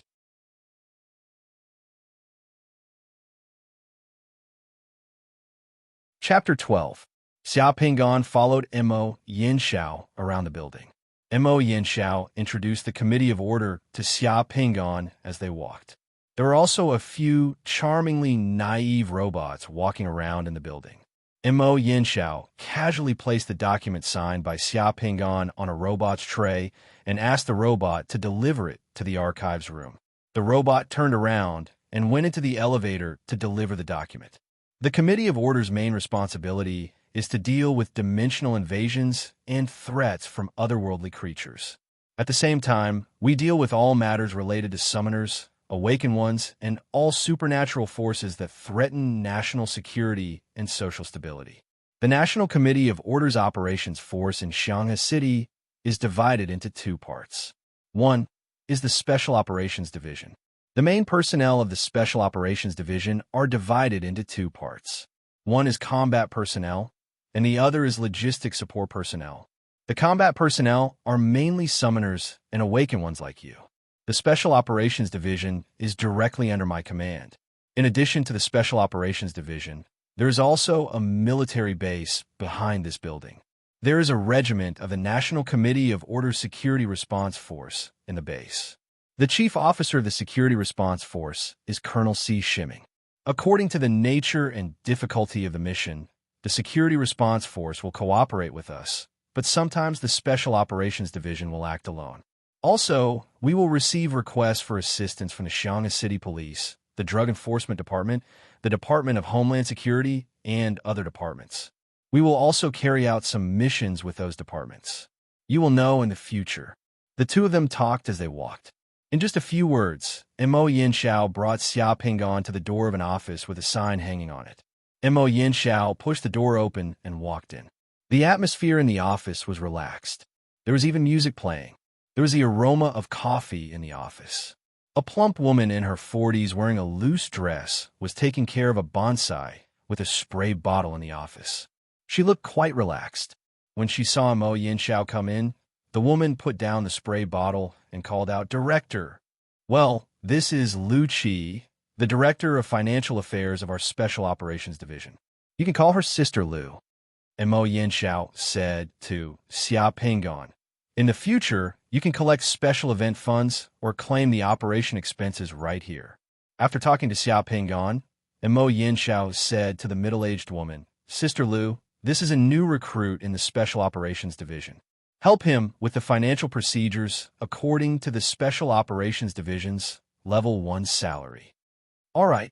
Big Sister Lu glanced at Xiao Pingan, turned around, opened the drawer, took out a form, and handed it over with a smile. Young man, come, sign here. Write down the name of the beneficiary of your accident compensation and your relationship. Don't be nervous. This is just a formality. The basic monthly salary for a Level 1 employee is 69,000 renminbi, which is paid on the 1st of every month. Operational bonuses and special allowances are not included. Your salary card will be given to you when you receive your salary. The compensation for accidents will be accumulated based on your years of service in the Special Operations Division. The first year is 4 million renminbi, and it will increase by 500,000 renminbi every year. The basic monthly salary was 69,000 yuan, and that did not include bonuses and special allowances. This treatment was not bad. It could be considered the salary of a high-ranking white-collar worker. It was much better than when he was an auto mechanic. The compensation for accidents was also a large sum. With such a stable salary, he could consider changing Xia Pingan's place of residence. Yes, he could buy a house. Xia Pingan had always wanted to have a stable home. He did not have to rent houses everywhere and pay rent every month, Xia Pingan thought to himself. He quickly signed the form. As for the beneficiary, of course, he wrote down Xia Pingan's name. After filling out the form, Xia Pingan handed it over. Big Sister Lu looked at it and nodded. It's done. She put the form away and continued to take care of her potted plants. Mo Yinxiao brought Xia Pingan out of the finance office. May I ask, what is the Level 1 salary in the Special Operations Division? Xia Pingan asked purely out of curiosity. Level 19. Mo Yinxiao smiled. My salary is Level 5. The basic monthly salary is 390,000 yuan. The Committee of Order will not be stingy to people with special abilities. The country will not let us bleed and suffer poverty. The highest annual salary of a summoner in the Committee of Order is in the hundreds of millions, comparable to a high-ranking fund manager. There are no poor people in the Special Operations Division. A summoner with an annual salary in the hundreds of millions? It seemed that there were no poor summoners. Now that you mention it, I feel like I'm taking advantage of the situation here. Xiao Pingan said to Mo Yinxiao. You're not taking advantage of the situation either. The price of hiring summoners and awakened ones is not low. Moreover, working here is a high-risk occupation. This salary is a friendship price because of the service to the country.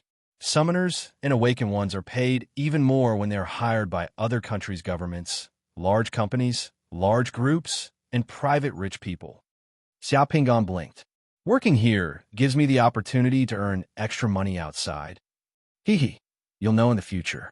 Summoners are a scarce resource. Not every country or rich person can keep a group of summoners on standby at all times like the big countries. Now that you mention it, I kind of understand. Xiao Pingan nodded. By the way, the Committee of Order seems to prefer the number 9. My Level 1 salary is 69,000 yuan. Your Level 4 salary is 390,000 yuan. There are 19 levels in the entire salary system. Haha, you've noticed it too. Summoners can be quite superstitious sometimes. This is a tradition passed down from many years ago. Everyone thinks that the number 9 is auspicious and symbolizes longevity. Therefore, the basic salary of all levels ends with the number 9. The two of them chatted as they got into the elevator. Mo Yinxiao pressed the button for B7. In the blink of an eye, the elevator flew down and arrived at B7. As soon as the elevator door opened, Xiao Pingan heard the faint sound of gunshots coming from this floor. This is the Special Operations Division's equipment warehouse and training ground. You'll definitely come here often in the future. Walking out of the elevator, they passed through a passageway that was more than 20 meters long. After turning a corner, Xiao Pingan felt like he had arrived at a large superstore. The floor of the store was shiny and brightly lit. It looked a bit like a place that sold jewelry and luxury goods. It was very stylish. Behind a long counter and a display window were display shelves. The goods on the shelves were dazzling. On the left side of this superstore were all kinds of premium firearms from all over the world. There were pistols, assault rifles, sniper rifles, submachine guns, grenade sniper rifles. It could be said that it had everything. If a gun enthusiast came here and saw the dazzling array of firearms, they might faint from happiness. In the middle of the counter were all kinds of cold weapons. There were all kinds of daggers, swords, machetes, spears, nunchucks, darts, and so on. Every weapon here had its own unique characteristics. It was dazzling. On the right side of the counter was more like a luxury brand store. The display windows inside were sparkling. There were well-ironed suits, shirts, shoes, belts, watches, mobile phones, earrings, necklaces, bags, bulletproof vests, tactical vests, and so on. The weapons here are high-quality goods from all over the world. We also support customization and modification according to your needs.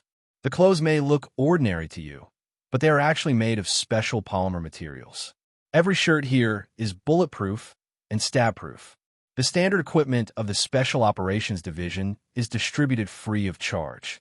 However, if you want to come here to customize something special, you will need money. Some of the items are very expensive. Is that so? Mo Yanxiao rubbed his nose ruefully and smiled bitterly. When you receive your salary, you think you're rich, but when you come here, you'll realize you're poor. As the two of them were talking, the door behind the counter opened. An old man with a bald head, a potbelly, and white hair walked out. He wore glasses as thick as the bottom of a glass bottle, a fountain pen in his ear, and a tape measure on his shoulder. He was wearing a gray shirt and denim overalls. Director Mo, another newcomer? This old man looked like an old tailor. This is Xia Pinggan, a newcomer from the Special Operations Division. This is Lao Zhou, director of the Equipment Department. On this floor, he has the final say. Everyone listens to him.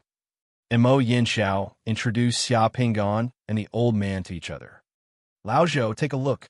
Give him a newcomer's outfit. Newcomer's outfit, sure. The old man smiled and glanced at Xia Pinggan. He grinned. Kid, come here. Give me both your hands. I'll see what's suitable for you. Hand reading? What was he doing? Palm reading here? Xia Pinggan glanced at Mo Yanxiao. Mo Yanxiao nodded at him, indicating for Xia Pinggan to cooperate. Xia Pinggan didn't say anything. He walked over and extended his hands. Relax your hands, Lao Zhou said as he touched Xia Pinggan's right hand. He touched every knuckle and bone on Xia Pinggan's right hand from the fingertips to the shoulder. He even took out a tape measure to measure the distance between Xia Pinggan's wrist to his elbow, then from his elbow to his shoulder. After touching the right hand, Lao Zhou touched Xia Pinggan's left hand. He used the same method to pinch and measure it. After touching Xia Pinggan's hand, Lao Zhou turned around and rummaged through the shelves. He then took out a box and placed it in front of Xia Pinggan. He opened the box. Inside was a shiny silver large-caliber revolver with a scope. Kid, this is the most suitable pistol for you. It's the enhanced sniper version of the Manuel MR-73 from the Matre Defense Company in France. This is an improved version of the Manuel MR-73. It looks almost exactly the same as the MR-73, but the caliber is a bit bigger and the barrel is a bit longer. The caliber of the MR-73 is 0.357, but this gun's caliber is 0.5. This gun preserves the shooting accuracy of the MR-73 to the greatest extent. It's safe and reliable. At the same time, it can fire 50 Magnum high-power bullets. The maximum kinetic energy of the muzzle is 3,100 joules. It can even take down a wild bear. The scope on the gun was installed by the Matre Defense Company when it was used by the Special Forces. I think this design really reflects the funny spirit of the Gauls, so I kept it 3,100 joules of kinetic energy at the muzzle.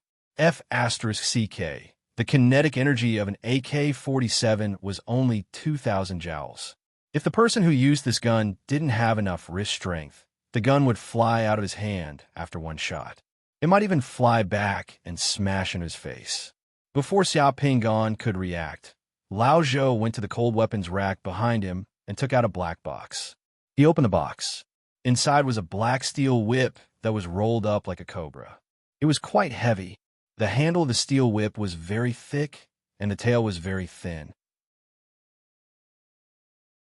At first glance, it looked like a black cobra.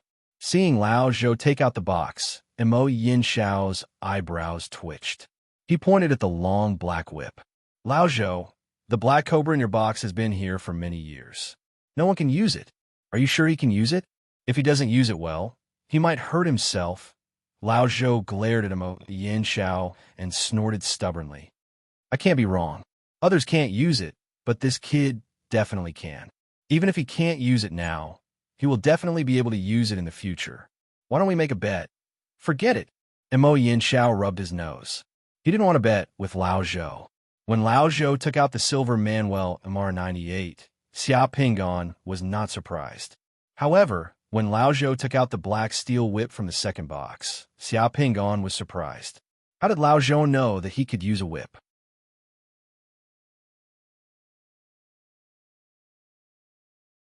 Chapter 13. When they left the equipment warehouse, Xia Pingon had 2 boxes in his hands. One box contained the enhanced version of the Manuel MR98 sniper revolver and holster, as well as 100 large-caliber steel core bullets. The other box contained the steel whip called the Black Cobra. These 2 weapons, especially the steel whip, were custom-made and could not be bought outside. Mo Yinsha felt that it was a little strange that Lao Zhou had chosen these 2 weapons for Xia Pingon, but he did not have the courage to challenge Lao Zhou's judgment. In this regard, Lao Zhou was the authority of the Xianghe Committee of Order. Xia Pingon's phone was left behind. Lao Zhou said that from now on, Xia Pingon's phone could not be used. He had to change to a special, secure phone. The Committee of Order's phones were custom-made and were more reliable and durable. They had encryption, anti-eavesdropping, and some other functions. They were standard equipment for all Special Operations Division personnel. It would take an hour to change the phone. Lao Zhou told Xia Pingon to come back and get it an hour later. There's a shooting range and a cold weapons training ground on this floor. In the future, you can come here to practice shooting or using the steel whip. The main combat personnel of the Special Operations Division are Summoners and Awakened Ones. As Summoners and Awakened Ones, they usually carry non-automatic weapons or cold weapons for self-defense. Heavy weapons and automatic weapons can also be obtained when missions require them, but they are not used often. Targets that can be dealt with automatic weapons and heavy weapons are usually dealt with by the assault team of the Security Response Force. Mo Yinsha explained to Xia Pingon as he led Xia Pingon to the elevator. Lao Zhou is also an Awakened One? Yes. What is his Awakened ability? His Awakened ability is actually not that special. It's the kind of ability that can give you the answer of 2 7-digit numbers in 1 second. This ability is a talent in mathematical calculations, but OL Zhou is a natural weapon enthusiast. He combined his Awakened ability with his hobby to form a unique ability, or rather, intuition. The things he chooses for you will definitely be the most suitable for you to use. Lao Zhou doesn't have a family? He's not young anymore. Mo Yinsha was silent for a moment. Lao Zhou's family members were all killed in the dimensional invasion. That's why he insisted on serving the Committee of Order. In his words, this is his life and he won't go anywhere else. He will make equipment for whoever kills those monsters. Xia Pingon was slightly dejected. He whispered, I understand. Yes, your custom-made clothes will take 3 days to make. You can come and collect them after 3 days. The normal bullets used for training here are unlimited, but you'll need my signature to collect the special silver bullets. You should know why there are silver bullets, right? I've heard a bit about it. Ordinary steel, lead, and copper bullets don't do much damage to those space-invading creatures. The wounds of those space-invading creatures heal very quickly. Only silver bullets do the most damage to those space-invading creatures. After being hit, those space-invading creatures' wounds are very difficult to heal. Xia Pingon said. Silver bullets were also known as demon-hunting bullets. This was the result of countless years of experience fighting dimensional invaders. Silver was one of the trace elements in human tissue. An appropriate amount of silver ions was beneficial to the human body and could play a role in disinfection and sterilization. However, silver ions entering the dimensional invaders' bodies could destroy their physiological functions. The legend of silver warding off evil spirits was not groundless. The two of them walked into the elevator. Mo Yin-Xiao pressed another floor. It was the 9th floor. You can pick up the silver bullets during missions. Of course, we can prepare some during normal times. Other than the silver bullets, there are higher-level divine bullets. However, we don't have any divine bullets in our equipment department. Only some summoners who have master divine runes can make their own divine bullets. You will come into contact with them in the future. Okay, got it. Where do we go now? I'll show you your room. Everyone in the Special Operations Division has a private room in this building. It can be used for office work and for resting and lodging when on standby. Is it a dormitory? You can also understand it that way. There are no lazy guys in the Special Operations Division who don't have a family. When they don't have missions and don't go out, they live here all year round. Summoners can't be disturbed when fusing with the realm bead. It's the safest place to fuse with the realm bead. The elevator soon stopped on the 9th floor with a ding. Mo Yin-Xiao led Xia Pingon to the passage in front. There were rooms on both sides of the passage. The room numbers were very interesting. They all started with the number 9. Xia Pingon knew at a glance that this was probably another superstition of the summoners. The two of them came to the door with the number 963 written on it. There was a smart lock outside the room. It was opened by palm print and iris recognition. After opening the door and entering the room, Xia Pingon realized that this room was not small for a person. There were 3 rooms inside. One room was like an office, with a desk, a computer, and a bookcase. Connected to this office was a bedroom. The bedroom had a wardrobe, bathroom, and everything else. It was the configuration of a suite in a high-class hotel. Connected to the bedroom was a secret training room. There was also a weapons cabinet in the office. It was used to store all kinds of weapons. After walking around the room, Xia Pingon placed the weapons he had received in the weapons cabinet. Then, Mo Yin-Xiao continued to bring Xia Pingon outside to familiarize himself with the environment. The general feeling was that there were not many people in this building. It seemed empty, but everyone was doing their own things. If they did not push open those rooms, it was almost impossible to see anyone loitering in the corridors. According to young Master Moyen, the name of the Public Order Committee was very scary. When they were carrying out special missions, in order to avoid public panic and excessive media speculation, the Special Operations Division would often put on some disguises when they were working. These aliases included, but were not limited to, security personnel from security companies, private detectives, media reporters, investigators from commercial investigation companies, forensic lawyers from law firms, environmental inspectors from government agencies, undercover police officers, disaster assessors from disaster prevention centers, and so on. It sounded quite interesting. The morning passed in the blink of an eye. When it was time for lunch, Xia Pingon finally met the other members of the Special Operations Division at the buffet restaurant of the Committee of Order. The bald man with steel teeth, called Old Two, was also there. Old Two's full name was Tu Po Lu. He had just come down from a gym during lunch and was sweating profusely. Old Two ate half a roast suckling pig for lunch. The short-haired beauty with a hot body and a cold temperament was called Fong Lingshan. When she heard Mo Yin-Xiao introduce Xia Pingon, Fong Lingshan only glanced at Xia Pingon and nodded slightly. There was also a flashy, greasy middle-aged man wearing a flowery shirt and slippers who came to the restaurant. He was also a member of the Special Operations Division. This flashy middle-aged man was called Man Zi. Man Zi was the person in charge of the information center of Shanghai City's Committee of Order. He was a professional stock market speculator. According to Mo Yin-Xiao, this flashy man, Man Zi, was also the richest member of the Shanghai City's Committee of Order's Special Operations Division. It was hard to guess his net worth. In addition to these people, Xia Pingon also saw 2 members of the Special Operations Division. The 2 of them were a man and a woman. The man was called Chao Xinghua. He was a muscular man in his late 20s with a determined face and short hair. Chao Xinghua was also a summoner. He was a man of few words. If he had nothing to do, he would go to various training rooms. After finishing his meal in 3 minutes, he would immediately disappear from the restaurant. He had no interest in chatting at all. The other woman was called Enqing. She was the kind of absolute beauty that would make people's eyes light up. Enqing had a head of long, black hair that draped over her shoulders. Her skin was white and beautiful, and her eyes were bright. When she smiled, there were 2 cute dimples on her cheeks. When she spoke, she was gentle and quiet. When others spoke, she would listen attentively. She was completely the model of the goddess in countless young men's dreams. If Feng Lingshan was the North Pole's 10,000-year iceberg, then Enqing was the human world's April sky. Looking at Enqing's appearance, it was hard to imagine that this kind of woman was also a summoner. According to Mo Yin Xiao, there was still a man in the Special Operations Division who hadn't come down to eat yet. He was still sleeping.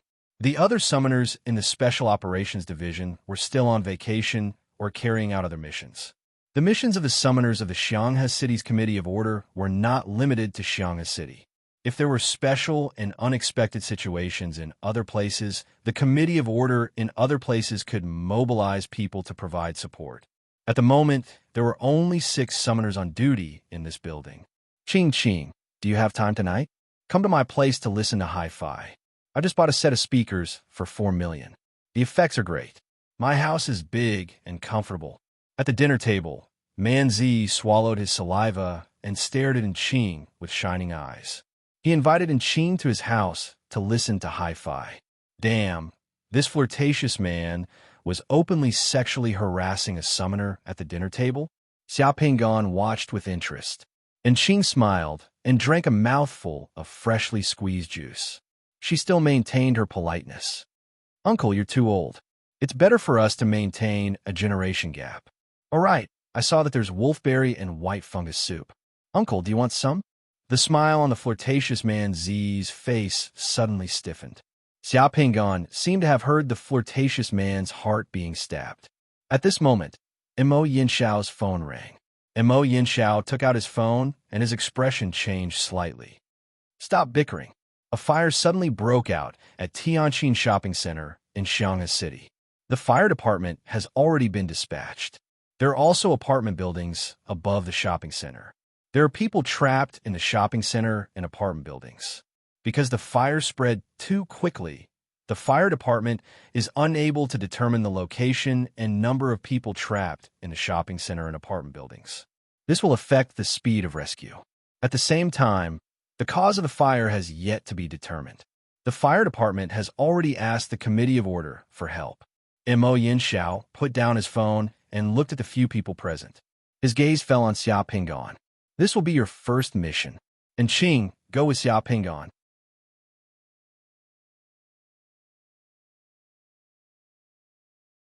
Chapter 14. The red Ferrari 599 was like a runaway horse as it rushed out of the Committee of Order's gate. The strong pushing force pressed Xiao Pinggan's whole body tightly against the back of the passenger's seat. It only took a few seconds for the red sports car to reach the end of the road that was a few hundred meters from the entrance of the Order Committee. The red sports car made a beautiful 90-degree drift at the end of the road and made an ear-piercing screech on the road. Then it directly got on the road and began to speed like lightning. Damn! Xiao Pinggan didn't expect Enqing, such a bright and beautiful woman, to be so wild when driving. What was more exciting was that the car didn't slow down at all. Enqing reached out her hand and took out a police light from beside her seat. She opened the window and put the police light on the roof of the car. When the police light started to blare, Enqing had already closed the window. The blaring sound outside the car suddenly became much quieter. This was a woman who could drive a Ferrari with one hand. The car was driving so fast, but the woman's face was still calm, as if she was sitting in a sightseeing car. Actually, the Committee of Order received assistance from various government agencies. More than 90% of them had nothing to do with space invasions or supernatural factors, but we had to send people to confirm it. Enqing chatted with Xiao Pinggan as she drove. She was like a sister next door, patiently tutoring her junior. In the past, this kind of thing was done by the director himself. He was the only person in the Xianghe Committee of Order's Special Operations Division with a remote vision ability. Now that you're here, he can pass the responsibility to you if he needs to use the remote vision ability. Among all the awakened ability, the remote vision ability is the most widely used. That's why he hurriedly recruited you, just to be lazy. Sister, you should focus on driving. I don't want to see the news of me getting into a traffic accident tomorrow. Xia Pingon glanced at the speedometer on the car. It was already 180 kilometers per hour. And Qing smiled and stepped on the accelerator a little more. A group of racers who were practicing riding bicycles on the road were left behind. The racers were stunned and could only eat the exhaust from the car. You're such a coward. Old Tu said that you're quite brave. You even dared to run into a hole while chasing after a demon rat. I just want to live a few more years. Xia Pingon looked at the road ahead, and some images appeared in his mind. There's an old man riding an electric scooter up ahead. He's picking up a box of apples he dropped by the roadside. You'll bump into him in a few seconds after you turn the corner. You'd better slow down. You're definitely qualified to be a navigator. And Qing chuckled and said, but the car suddenly slowed down. A few seconds later, the Ferrari turned and passed through a forest on the side of the road. They saw an old man squatting on the road to pick up apples. The Ferrari passed by him slowly without any danger. A few minutes later, Xia Pingon could already see a plume of black smoke rising into the sky from the downtown area of Xianghe. At the sight of the black smoke, Xia Pingon knew that the fire was not over. And Qing drove very fast. A few minutes later, the red Ferrari followed several fire trucks and drove to the street near the Tianqin shopping center where the fire broke out. A cordon had been set up on the street, and a large number of people rushed out from the door onto the shopping center. More than 10 fire trucks were parked on the street, and teams of firefighters were running up and down the street with hoses. Because this was a downtown area, there were more people and cars, and traffic police were here to disperse and direct the traffic. And Qing stopped the car by the roadside, took a work pass hanging around her neck, and handed it to Xia Pingon. Wear it. She also wore a pass. The two got off the car and walked directly to the shopping center. When the police officer who was holding the cordon saw the two of them walking over, he glanced at the sign hanging on their bodies, then looked at Qing again. Without asking anything, he let the two of them enter the cordon. Thick smoke billowed in the shopping center, and the fire was coming out from the windows of the shopping center. It was very big. In the apartments above the shopping center, thick smoke and fire were also coming out. The situation was not optimistic. The fire trucks had set up ladders and were using high-pressure water guns to suppress the fire. Firefighters were constantly rushing against the flow to the shopping center, where the smoke billowed, and rescued some of the elderly and children who had not yet evacuated. Some people in the apartments waved their towels and arms at the windows of their respective houses to attract the attention of the people below. 2 vehicles with high-altitude rescue ladders were parked downstairs. The long rescue ladders continued to rise and began to rescue the people trapped in the apartments. Below the building, life-saving air mattresses were laid out. Just between the fire trucks at the scene, a few men in the uniform of the fire department were talking loudly with a few men in suits. They were holding a blueprint and discussing it intensely. Most of the people in the shopping center have been evacuated. Our team members have already rushed in and are searching for the people trapped in the shopping center and the apartments. The smoke is too thick, and the team members who rushed in are still searching. The fire has already spread. There are more than 300 rooms in the apartment building, and it's too late to search the rooms one by one. The property manager of the building said there are still people trapped in the basement, but the exact location isn't clear. Where's the drone?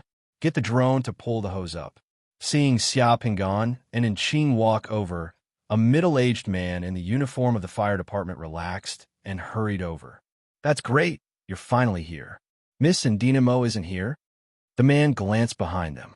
Chief Fei, this is our new colleague. Dynamo sent us here to assist you. Hearing Qing's introduction, the chief of the fire department started to seriously size up Xia Pingon. His face was filled with doubt. Can he see the situation inside? Xiao Pingan looked at the burning building and said directly, "There are a few people trapped in the fifth tunnel leading to the shelter on the second floor of the basement of the shopping center, Zone B." At this moment, there was no need to explain. It was better to let the other party see his ability. Once Xiao Pingan said, "Oh," Chief Fei's expression changed. He immediately took over the communication device and started to arrange for the rescue. Xiao Pingan activated his remote vision ability. Within the smoke-filled shopping mall, images of people constantly appeared in Xiao Pingan's consciousness. There are 2 women and 2 children trapped in the female washroom on the second floor of the eastern area of the shopping center. There are 7 employees in the freezer of Happy Restaurant on the 4th floor of the shopping center. One of your firefighters fell in the stairwell on the 5th floor of the shopping center. He's unable to move. The smoke is too thick. Please send help immediately. There is a child under the sofa in the living room of apartment 6011. There is an unconscious old man in a wheelchair in the living room of apartment 7031. There is a mother and child hiding in the washroom of apartment 7066. There are 3 children in apartment 8009. A firefighter is trapped in the B3 area of the eastern area of the second floor of a shopping center. Please send help immediately. As Xiao Pingan accurately reported each piece of information, the rescue operation on the spot started to become more targeted and efficient. A summoner with remote viewing ability could increase the rescue efficiency of the fire department by more than 10 times. While Xiao Pingan was reporting the situation in the shopping center and the apartment with his remote viewing ability, and Qing, whose eyes were closed, became more and more serious. Summoners were very sensitive to summoning spells and other supernatural forces. However, Yasuharu sensed the residual aura of a supernatural element in the shopping center and apartment building burning with thick smoke and flames. This fire was not an accident. It was the intervention of supernatural forces. Xiao Pingan was searching the building with his remote viewing ability. Suddenly, a scene appeared in Xiao Pingan's consciousness. In apartment 9089 on the 9th floor of the apartment building, the heads, torsos, and limbs of 3 people were completely dismembered. 3 bloody torsos, 6 legs, and 6 arms were arranged into the pattern of an eye in the room. The eyeball in the middle of the pattern was the head of 3 people with their mouths open in agony. The floor of the room was covered in blood. The pattern formed by the 3 severed limbs was creepy and horrifying. The blood on the floor flowed into the eyes formed by the severed limbs and flowed out of the eye pattern. It looked like a horrifying eye with bloody tears flowing out of its eyes.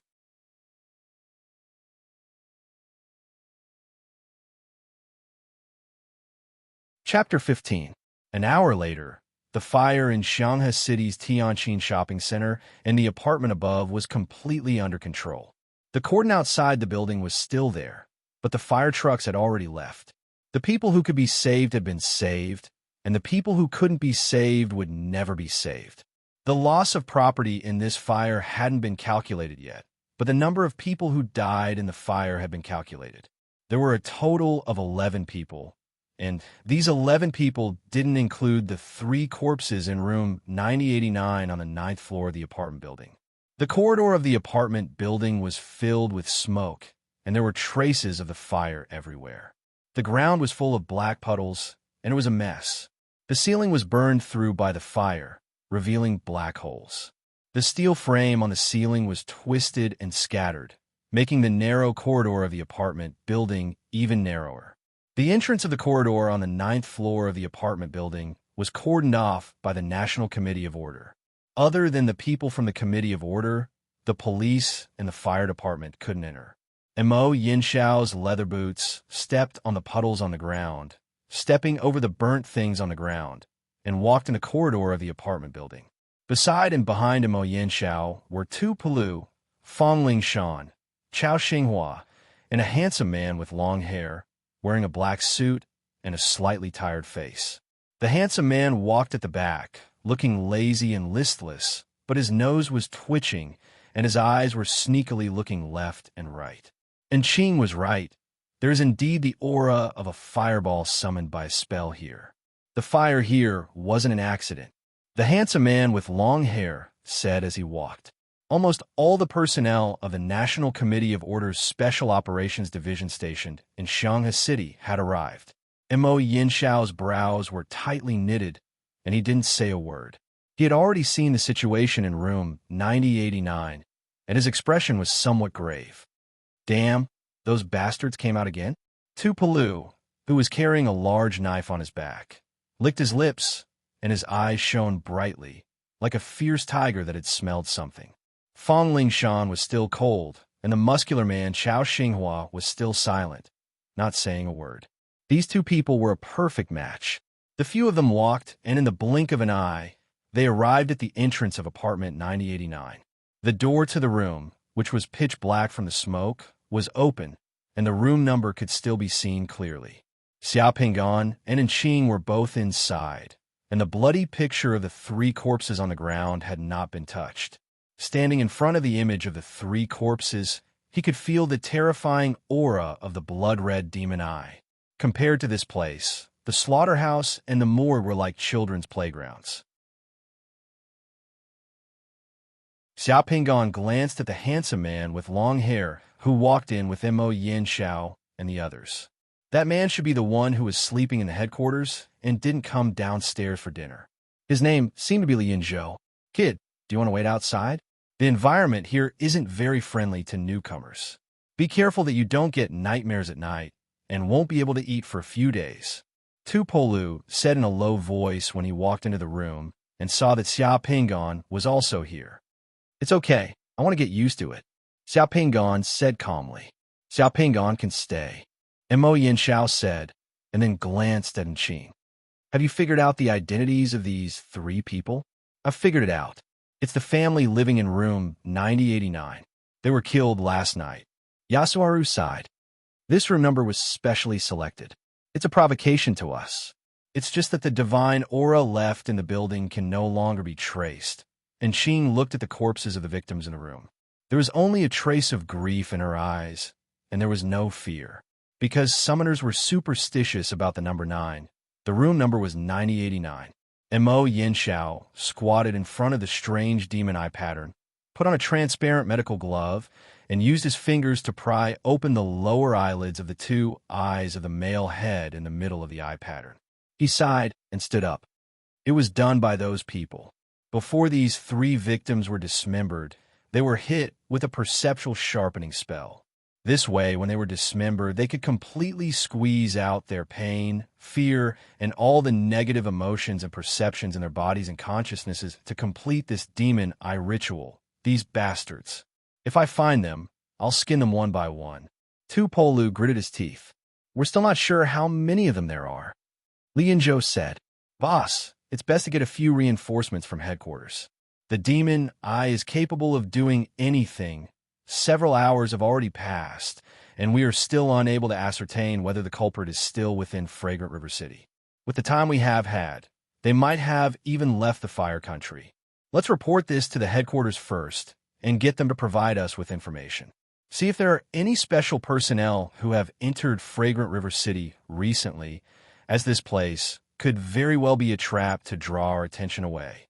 Shanghai City's anti-space invasion warning level will be raised by 1 level. Tonight, everyone, start lighting up the lamps. 2 people in a team. After Mo Yinsha finished speaking, he turned around and walked toward the door. After confirming the situation here, everyone followed Mo Yinsha and left the apartment. Xia Pingan walked at the back. He had a stomach full of questions, but it was not convenient for him to ask at this time. After everyone left, another team from the Committee of Order that specialized in disposing of corpses entered apartment 9089 and began disposing of the corpses in the room. These corpses that were contaminated with the Committee of Order were all high-risk items. Under the influence of some supernatural forces, the dead could kill people, so these corpses had special procedures to deal with them. It was not something that the forensic doctors and coroners in the police station could handle. Moreover, in order to avoid causing public panic, It was not appropriate for organizations outside the Committee of Order to intervene. You did well today. If you have nothing to do for the next 2 days, stay at headquarters for the time being and prepare to fuse with the Realm Pearl. Don't go home for the time being.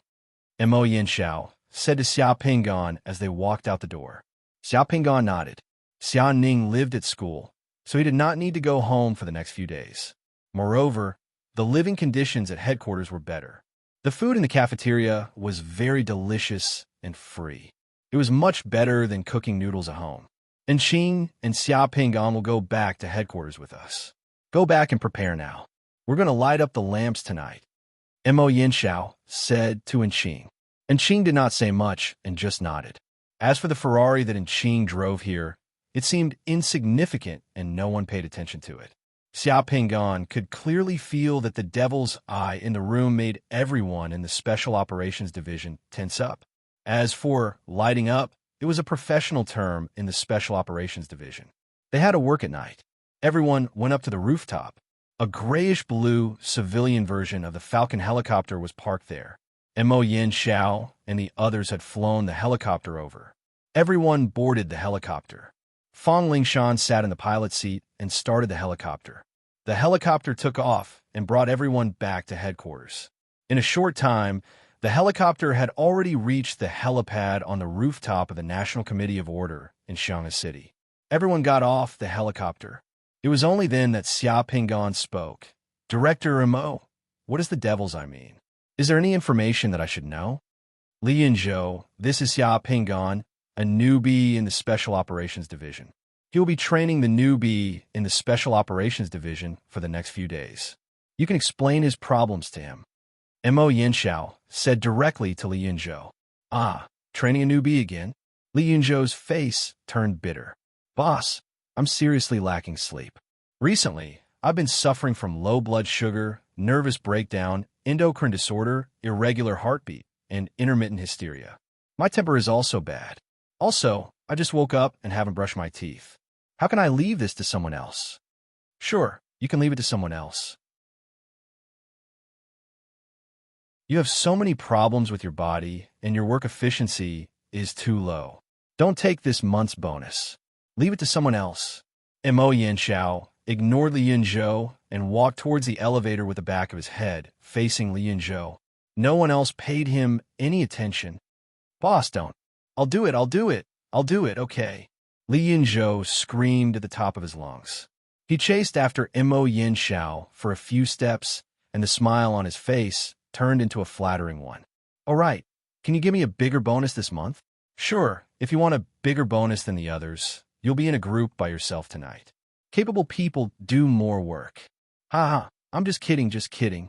Boss, don't take it seriously. I'll be in a group with you tonight.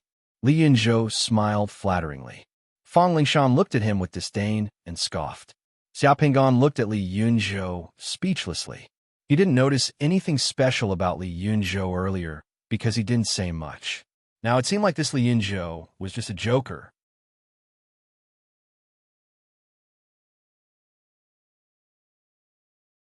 Chapter 16. After Mo Yanxiao and the others left in the elevator, Li Yinzhou turned his head and looked at Xia Pingan seriously. He suddenly put on a stern face, coughed twice, and took out his dignity. Kid, what's with that look? Let me tell you, don't think you're amazing just because you have the ability to see from afar. In the Committee of Order, awakened ones are similar to cleaning Andes. Do you understand?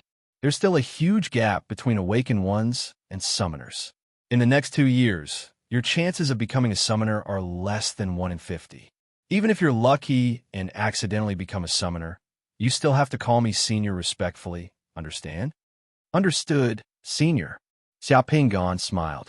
By the way, senior, you haven't answered my question yet. What does the demon I mean? Hearing Xia Pingan calling him senior obediently, Li Yinzhou puffed out his chest as his vanity was greatly satisfied. Waving his hand, he said, "This is not the place to talk. Let's go to the small conference room of the information center.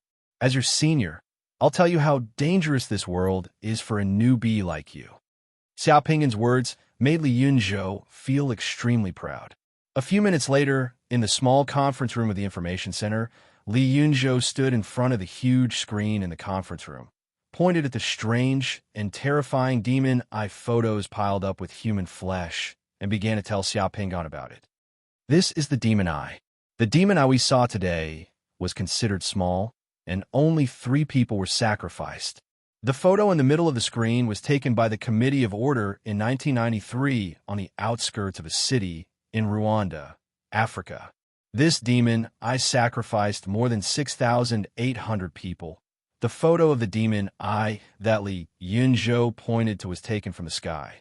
The dismembered human corpses were piled up into a mountain in an open space that covered an area of dozens of acres. The corpses formed the eye, and the piled-up heads formed the eyeball. It was bloody and terrifying to the extreme. Moreover, the piled-up corpses had rotted and maggots had grown. Such a scene was difficult to describe with words. It was the first time Xia Pingan had seen such a photo, and his heart was in turmoil. He just narrowed his eyes, frowned slightly, and pursed his lips tightly. In addition to the photo of Rwanda, there were also various photos of demon eyes on the screen. The demon eyes in all the photos were constructed from dismembered human corpses. Those photos were a challenge to people's endurance. For the other demon eyes, the number of people sacrificed varies from a few to hundreds. All the heads, hands, feet, and torsos of the sacrificed people will be dismembered into 6 parts. Because this demon eye is too evil and terrifying, it will cause great panic among ordinary people. The media of various countries will not publish such photos. It is something that ordinary people are strictly prohibited from knowing. Of course, you're now qualified to know a little. Is the A-class space invasion in Rwanda, in Africa, related to the demon eye in the photo in 1994? Xia Pingan asked. Boy, you're very smart. Li Yunzhou nodded. The demon eye is an evil, sacrificial ritual. This sacrificial ritual can completely squeeze out the negative energy and negative emotions of humans. For space invaders, the demon eye is like a lighthouse guiding the direction of space-invading creatures in the vast sea, making it easier for those creatures from another world to open spatial channels to this world. The larger the sacrificial ritual, the more people will die, and the higher the level of the subsequent space invasion. The A-class space invasion in Rwanda in 1994 caused more than 1 million deaths. Who made the sacrifice? Who set up the demon eye? The one who made the demon eye is an anti-human cult called the Demon Eye. The disaster in Rwanda is just one of the blood debts of this cult. The history of this cult is too ancient, so ancient that it is difficult to trace back. The purpose of this cult's existence is to let another world completely descend into our world through space invasion and complete the devouring and destruction of our world. They call this devouring and destruction holy arrival. Among the 178 cults and mysterious organizations in the world confirmed by the Committee of Order, the demon eye ranks first in terms of danger. It is the common enemy of the governments of all countries. The people of the demon eye can kill them no matter where they see them. Who are the people who join the demon eye? Are they the fallen summoners and awakened ones? That's only a small part of the demon eye. The expression on Li Yunzhou's face became solemn, and he was silent for a moment. In fact, there has always been a guess among the summoners that the first to create the demon eye might be the non-humans who came to our world through space invasion. But those non-humans can live among us with the appearance of humans. After the Garden of Eden project in 1945 in Europe, the composition of the demon eye became even more complicated. Ordinary people, summoners, and awakened ones who were actively or passively possessed by demon spirits or even devoured, fused, and parasitized will join the demon eye. As for those who fused with demon spirits or were devoured and parasitized by demon spirits, we no longer know if they are still humans. Their bodies and genes have completely changed, and they will have some special abilities and even become terrifying monsters. Is the demon eye an enemy that the Special Operations Department has to face in addition to space invasion? They are one of the most dangerous enemies. All creatures that have supernatural abilities and threaten the national security and social order of the Fire Country are our enemies. It turned out that Li Yunzhou's patience and seriousness towards Xia Pingan only lasted for less than 10 minutes. In the small conference room, after more than 10 minutes, Li Yunzhou, who had answered a few of Xia Pingan's questions, walked over and sat down on the table in front of Xia Pingan. He raised his eyebrows at Xia Pingan, and the topic suddenly changed. I heard that you drove to Tianqin Shopping Center with Qing today. This guy was just talking about the cults and mysterious groups listed by the Committee of Order as dangerous organizations. So why did he change the topic in the blink of an eye? Xia Pingan was still not used to this speed. Yes, Senior. Is there a problem? Xia Pingan could only answer. Didn't Qing mention me to you in the car? Li Yunzhou licked his lips, and his voice was inexplicably wretched. No. Xia Pingan shook his head expressionlessly. Li Yunzhou suddenly chuckled. Hee, I knew it. She's still shy. It's right that she didn't mention me. This means that I've always been in her heart. Xia Pingan looked at him speechlessly. Xia Pingan's gaze made Li Yunzhou snort in dissatisfaction. Kid, what do you know? Didn't the boss take you to meet everyone for lunch? I didn't come down for lunch, so we're missing one person.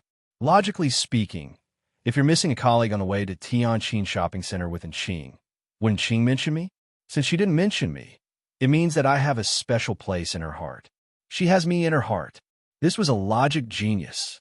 Looking at the satisfied and intoxicated Li Yunzhou, Xia Pingan couldn't help but ask, Senior, aren't you thinking too much?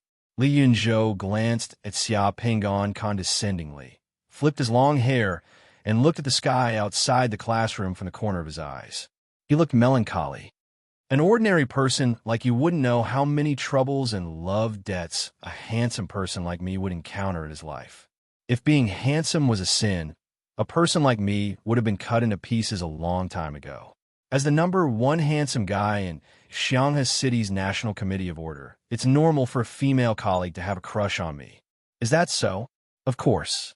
In fact, other than in Qing, Fang Lingshan also has a crush on me. She's had a crush on me for many years. Just before we got off the plane and entered the elevator, did you see that she snorted at me and glanced at me? Xia Pingan's face was serious. Senior, I felt that her gaze was contemptuous. Contemptuous? Hee. This shows that you're still inexperienced.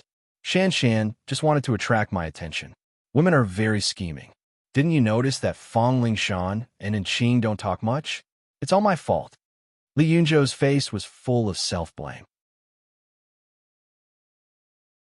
If it weren't for me, there wouldn't be any conflict between them. It's just that one of them is as cold as ice, while the other is as bright as sunshine. I'm a soft-hearted person, and I don't want to hurt either of them, so it's hard for me to make a choice. Forget it. You won't understand even if I tell you this. By the way, it's good that you know these secrets. Don't spread it out, lest old two and the others get jealous, and Qing and Shan meet awkwardly. After saying all this, Li Yunzhou saw that Xia Pingan was completely speechless. He yawned and suddenly became dispirited. I still have a mission tonight, so I'm going to catch up on my sleep. I found some documents on the Committee of Order for you. You can slowly study them on the computer. If there's anything you don't understand, you'll slowly understand in the future. After saying this irresponsibly, Li Yunzhou shook his head and muttered things like, I have to light up the lamp again, and I have to consume my divine power again before leaving Xia Pingan alone in the room. Xia Pingan smiled indifferently, then started to look at the documents on the computer in the room. More than 10 minutes later, Xia Pingan clicked on a document on the history of the National Committee of Order on the computer and clicked on an old black and white photo from more than 100 years ago. The title of the old photo was 1856, Jinshan City, Great Fire Country. Jinshan City, Great Fire Country. In the photo, a man in armor was standing in front of the camera with a dignified appearance. The man had two double-barreled muskets on his waist. One of his hands was holding an old-fashioned lamp, while the other hand was holding a long saber.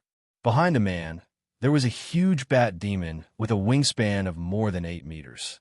The bat demon spread its wings like a bat, but its body was like a human's. It had a human face and fangs were exposed in its mouth. Its body was covered in blood, and there was a bowl-sized hole where its heart should be, through which one could see its back. Emo, Yin Xiao, Tu Palu, and the others were going to light up the lamp tonight.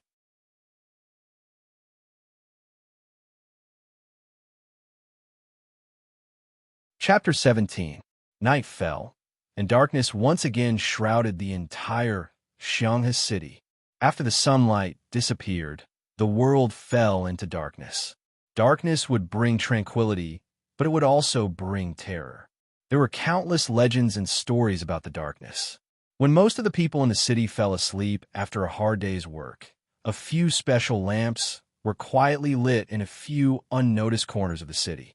Tupolu stood on the roof of a building like a steel tower, overlooking the entire Xianghe city. His bald head was especially dazzling under the lightning rod on the roof of the building. That guillotine-like broadsword was placed on the roof by him. Tupolu was like a fierce tiger waiting for its prey. His eyes flashed, ready to attack at any time. Beside Tupolu, Fong Lingshan, who was wearing a black windbreaker, had a special kind of beauty in the night, bringing out the best in the darkness. An exquisite ancient bronze lamp was supported by Fong Lingshan's white and slender fingers. The ancient bronze lamp was densely covered with divine characters. There was no oil or wick in the ancient lamp, but there was a golden flame burning firmly and warmly in the position of the wick. The wind on the roof of the building was very strong. The wind whistled, blowing Fong Lingshan's windbreaker, and her short hair fluttered freely in the wind.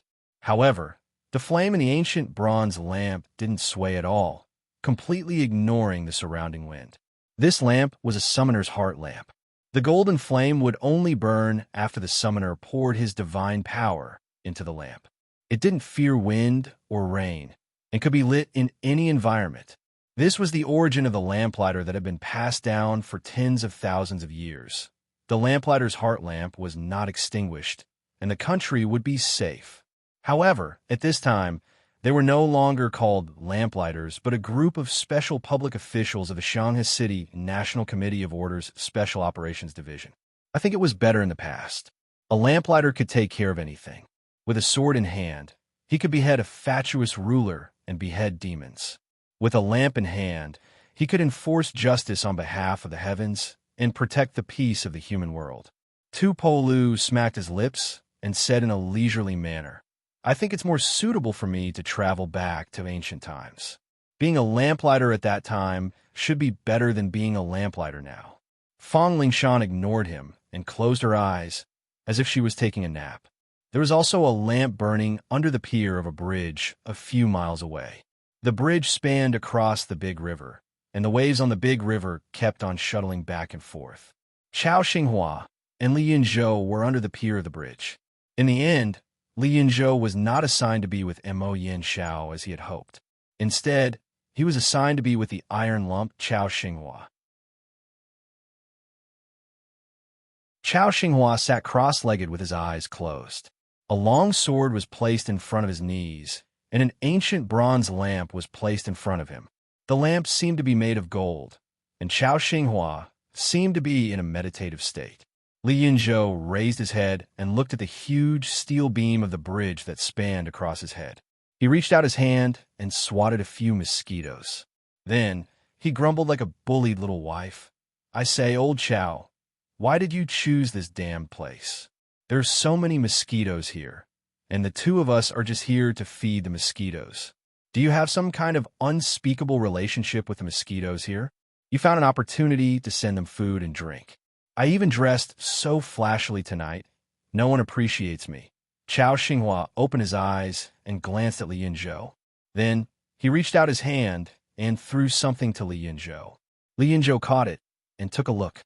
It was a small box of mosquito-repellent cooling ointment. Between the mosquitoes and the cooling ointment, Li Yinzhou still chose the cooling ointment. As he wiped his mouth, he mumbled, "Sigh. I never thought that a handsome guy like me would have to use cooling ointment one day. I always thought that it was something for the elderly. Old Chao, remember this. I sacrificed my taste to use cooling ointment. You owe me a favor. Next time, you can choose the pier over there. We can find a place to drink wine, light up the lamps, and watch the beauties. It's also a night watch. The night will pass very quickly. The night will pass quickly. Okay, next time you light the lamp, I'll follow you wherever you want to go. Chao Xinghua finally said coldly. Li Yinzhou laughed and shrank his head. I don't have enough god power this month. I haven't recovered yet. Besides, I've been suffering from low blood sugar, nervous breakdown, endocrine disorder, irregular heartbeat, and intermittent hysteria. My temper isn't good either. It's better that you do it. Chao Xinghua closed his eyes and ignored him. However, Li Yida was a chatterbox. After remaining silent for half a minute, he found another topic to talk about. First, he flipped his long hair. Then, his voice began to lower, and the expression on his face began to reveal a wretched look. Tonight at dinner, weren't you sitting with Fong Lingshan? Did she mention me to you? She didn't, right? I knew it. She purposely pretended to be cold and arrogant in front of me. Every time we eat, she purposely sits far away from me to attract my attention. It's just that this trick is too childish. I saw through it long ago. As the number one handsome guy in Xianghe City's Committee of Order. Shut up. Li Yinzhou shut his mouth for a while, but a minute later, he began to nag again. Old Chao, I know you're jealous that I'm more handsome than you, and that I'm more popular than you. But it's not my fault. God gave me this face and made me so talented. Sometimes when I look at myself in the mirror, I'm jealous of myself. Actually, you don't know that a handsome and talented person like me is very tiring. I have to bear a lot of love debts. A few minutes later, Chao Xinghua let out a low roar, and a figure flew down from the 20-meter-high bridge pier, falling into the surging river with a splash. The world was quiet. The lights were still on. In a city park in the west of Xianghe City, a light was also on. Mo Yanxiao and Enqing sat on both sides of a bench in the park. Mo Yanxiao's hand was also holding a light. This place was the closest to the old city in the northwest of Xianghe City. Outside the park was Xianghe City's bar and red light district. At night, this area was crowded and noisy. It was the key security area of Xianghe City at night. It was also the place where accidents were most likely to happen. Sitting in the park, through the secret shade of the park and a man-made lake, one could see the street outside the park. From time to time, there were police cars with flashing red and blue lights roaring past. However, the police cars and lights could deal with ordinary gangsters and gang members. In the face of certain things, the police were like lambs without any resistance. 3 lit lights, 3 points, 3 directions. In Xianghe City, a huge triangle was drawn. In this quiet night, it silently protected the entire Xianghe City. A park security guard patrolled the area with a flashlight. When he saw the 2 people sitting on the bench, he was about to speak. Enqing turned her head and glanced at the security guard. The security guard's expression immediately turned blank. Then, he walked past the small path in front of the 2 people as if he didn't see them at all. You and Xia Pinggan went on a mission once. What do you think of Xia Pinggan? Mo Yanxiao opened his mouth. Mo Yanxiao knew about Enqing's special ability. Mo Yanxiao didn't arrange the mission on a whim. Enqing shook her head. A strange look flashed through her bright eyes. I can't see through him. I can only feel that his heart is clean. However, his heart is shrouded in layers of fog. That fog is deeper and more mysterious than the night. He is a man with stories and secrets. His simple and ordinary appearance is his best disguise. Enqing smiled gently. The kind of man is actually quite attractive. Yeah, I feel it too. He didn't want to expose his remote viewing ability for so many years because he has a bigger secret. Mo Yanxiao shook his head slightly. Enqing nodded. Looking at the deep darkness outside, she sighed softly. A young man with a younger sister who hasn't reached adulthood and has no one to rely on walking in this dangerous dark forest. He would rather not light a torch and fumble in the dark than light a torch. With a torch, it's convenient. He can pick up the scattered gems and gold mines on the ground.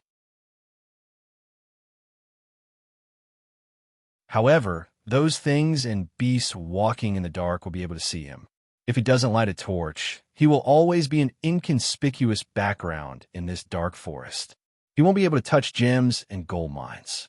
He will be like a grass or a leaf that no one pays attention to. He will be like a spider web hanging in an inconspicuous corner, silently collecting dew and insignificant food that is delivered to his door. Didn't you notice him last time when he lit a match? If I were his sister, I would also wish to have such a brother. Haha, you have a good impression of him.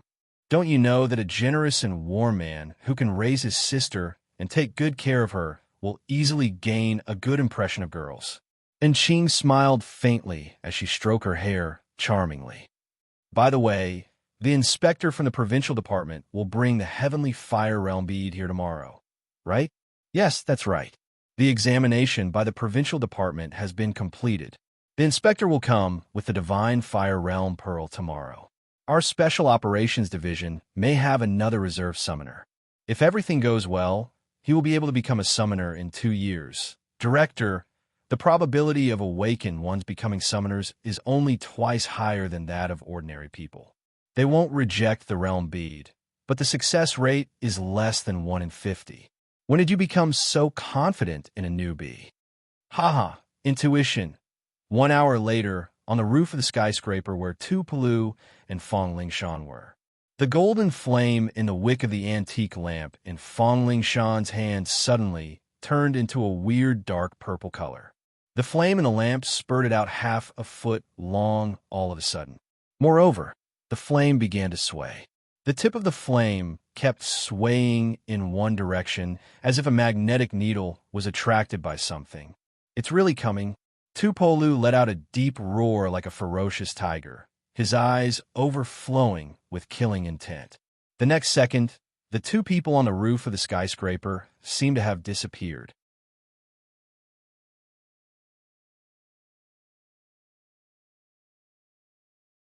Chapter 18. The alley was in the middle of several residential buildings. There used to be street lamps in the alley. However, some of them had been broken recently, as the municipal department had not fixed them yet. Looking from afar, one section of the street lamps was bright while the other section was dark. Especially in the middle of the night, the dark alley was winding and secluded, which was not very friendly for the late-night visitors who had to pass through the 2 neighboring communities. An orange taxi stopped at the entrance of the alley. The door of the taxi opened as 2 women in black miniskirts and high heels got off the taxi. They smelled of alcohol and wore heavy makeup. The 2 women were no longer young. Only the tail of their youth could be seen. Their faces and bodies were covered with the special aura of prostitutes left by those who had been hanging around the nightclubs for years. It was hard to distinguish the aura of prostitutes. Women who were tainted with that aura were like fresh flowers tainted with oil. Those who knew what was going on would understand it at a glance. The uncle who drove the taxi took the money and whistled towards the 2 women. After glancing at their swaying buttocks and waists, he stepped on the accelerator and left reluctantly. There were still lights at the entrance of the alley. There were some piles of burnt paper money on the ground. The 2 women carefully avoided the burnt paper money as they walked into the alley with fear. A cold wind blew in the alley, blowing the ashes of the paper money into the air. The serene alley looked a bit gloomy. The sound of their high heels echoed in the alley, rustling like a panicked deer. The street lamp elongated their shadows, pressing them firmly above the ground, wriggling on the puddles of water. May, let's move to another place. A woman's teeth chattered as she held the other woman's arm tightly. I'm scared every time I walk through this alley. Lily, what's there to be scared of? The woman called May pretended to be calm. Didn't we just meet a little hooligan last time?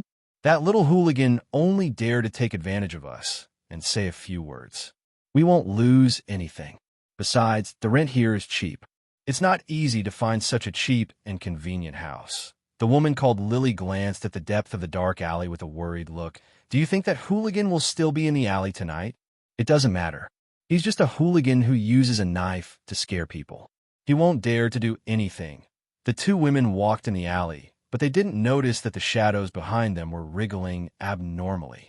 It seemed that something was trying to get out of the shadows behind them.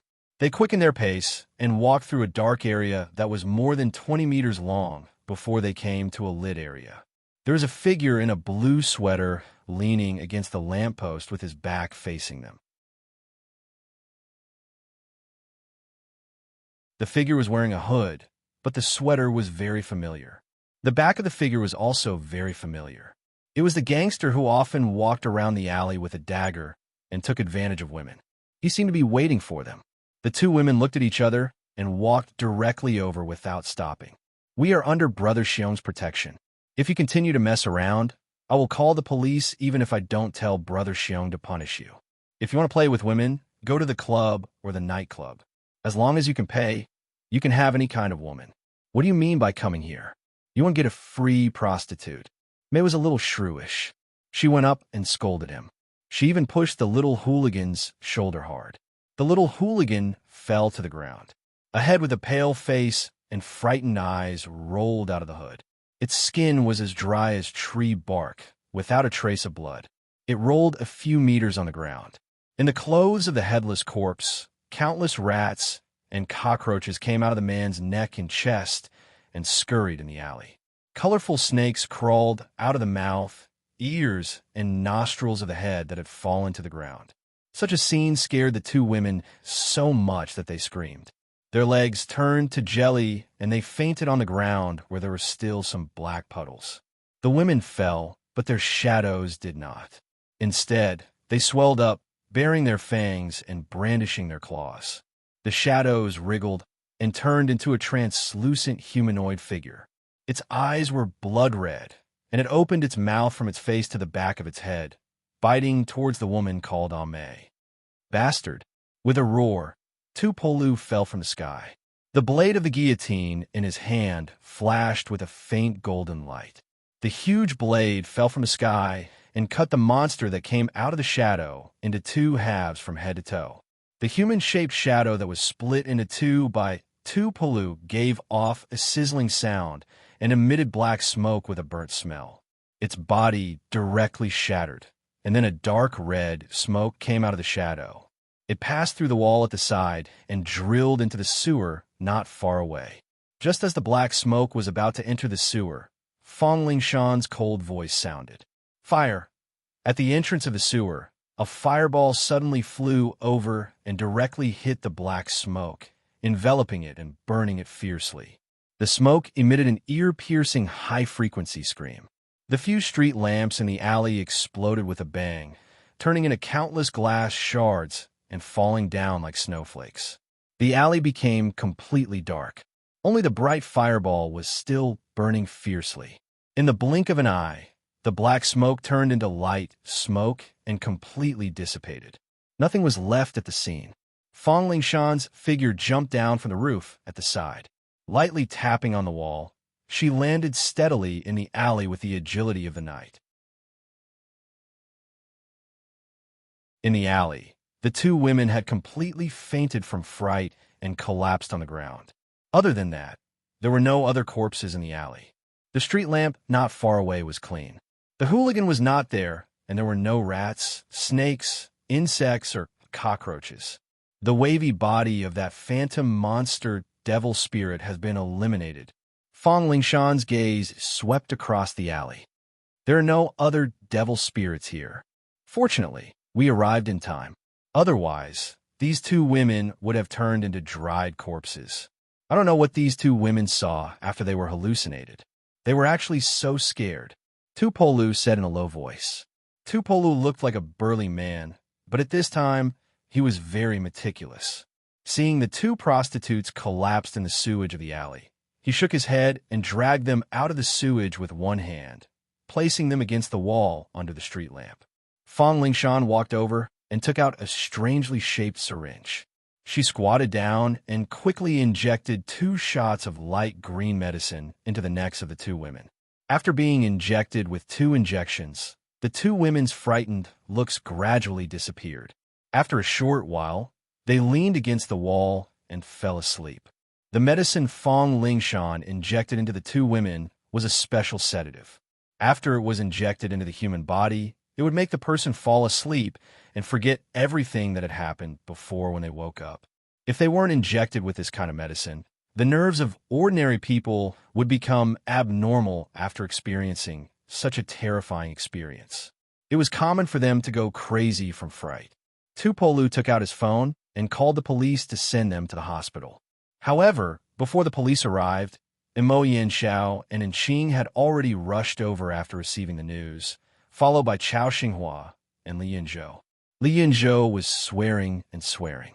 His entire body was dripping wet, as if he had just been fished out of the water.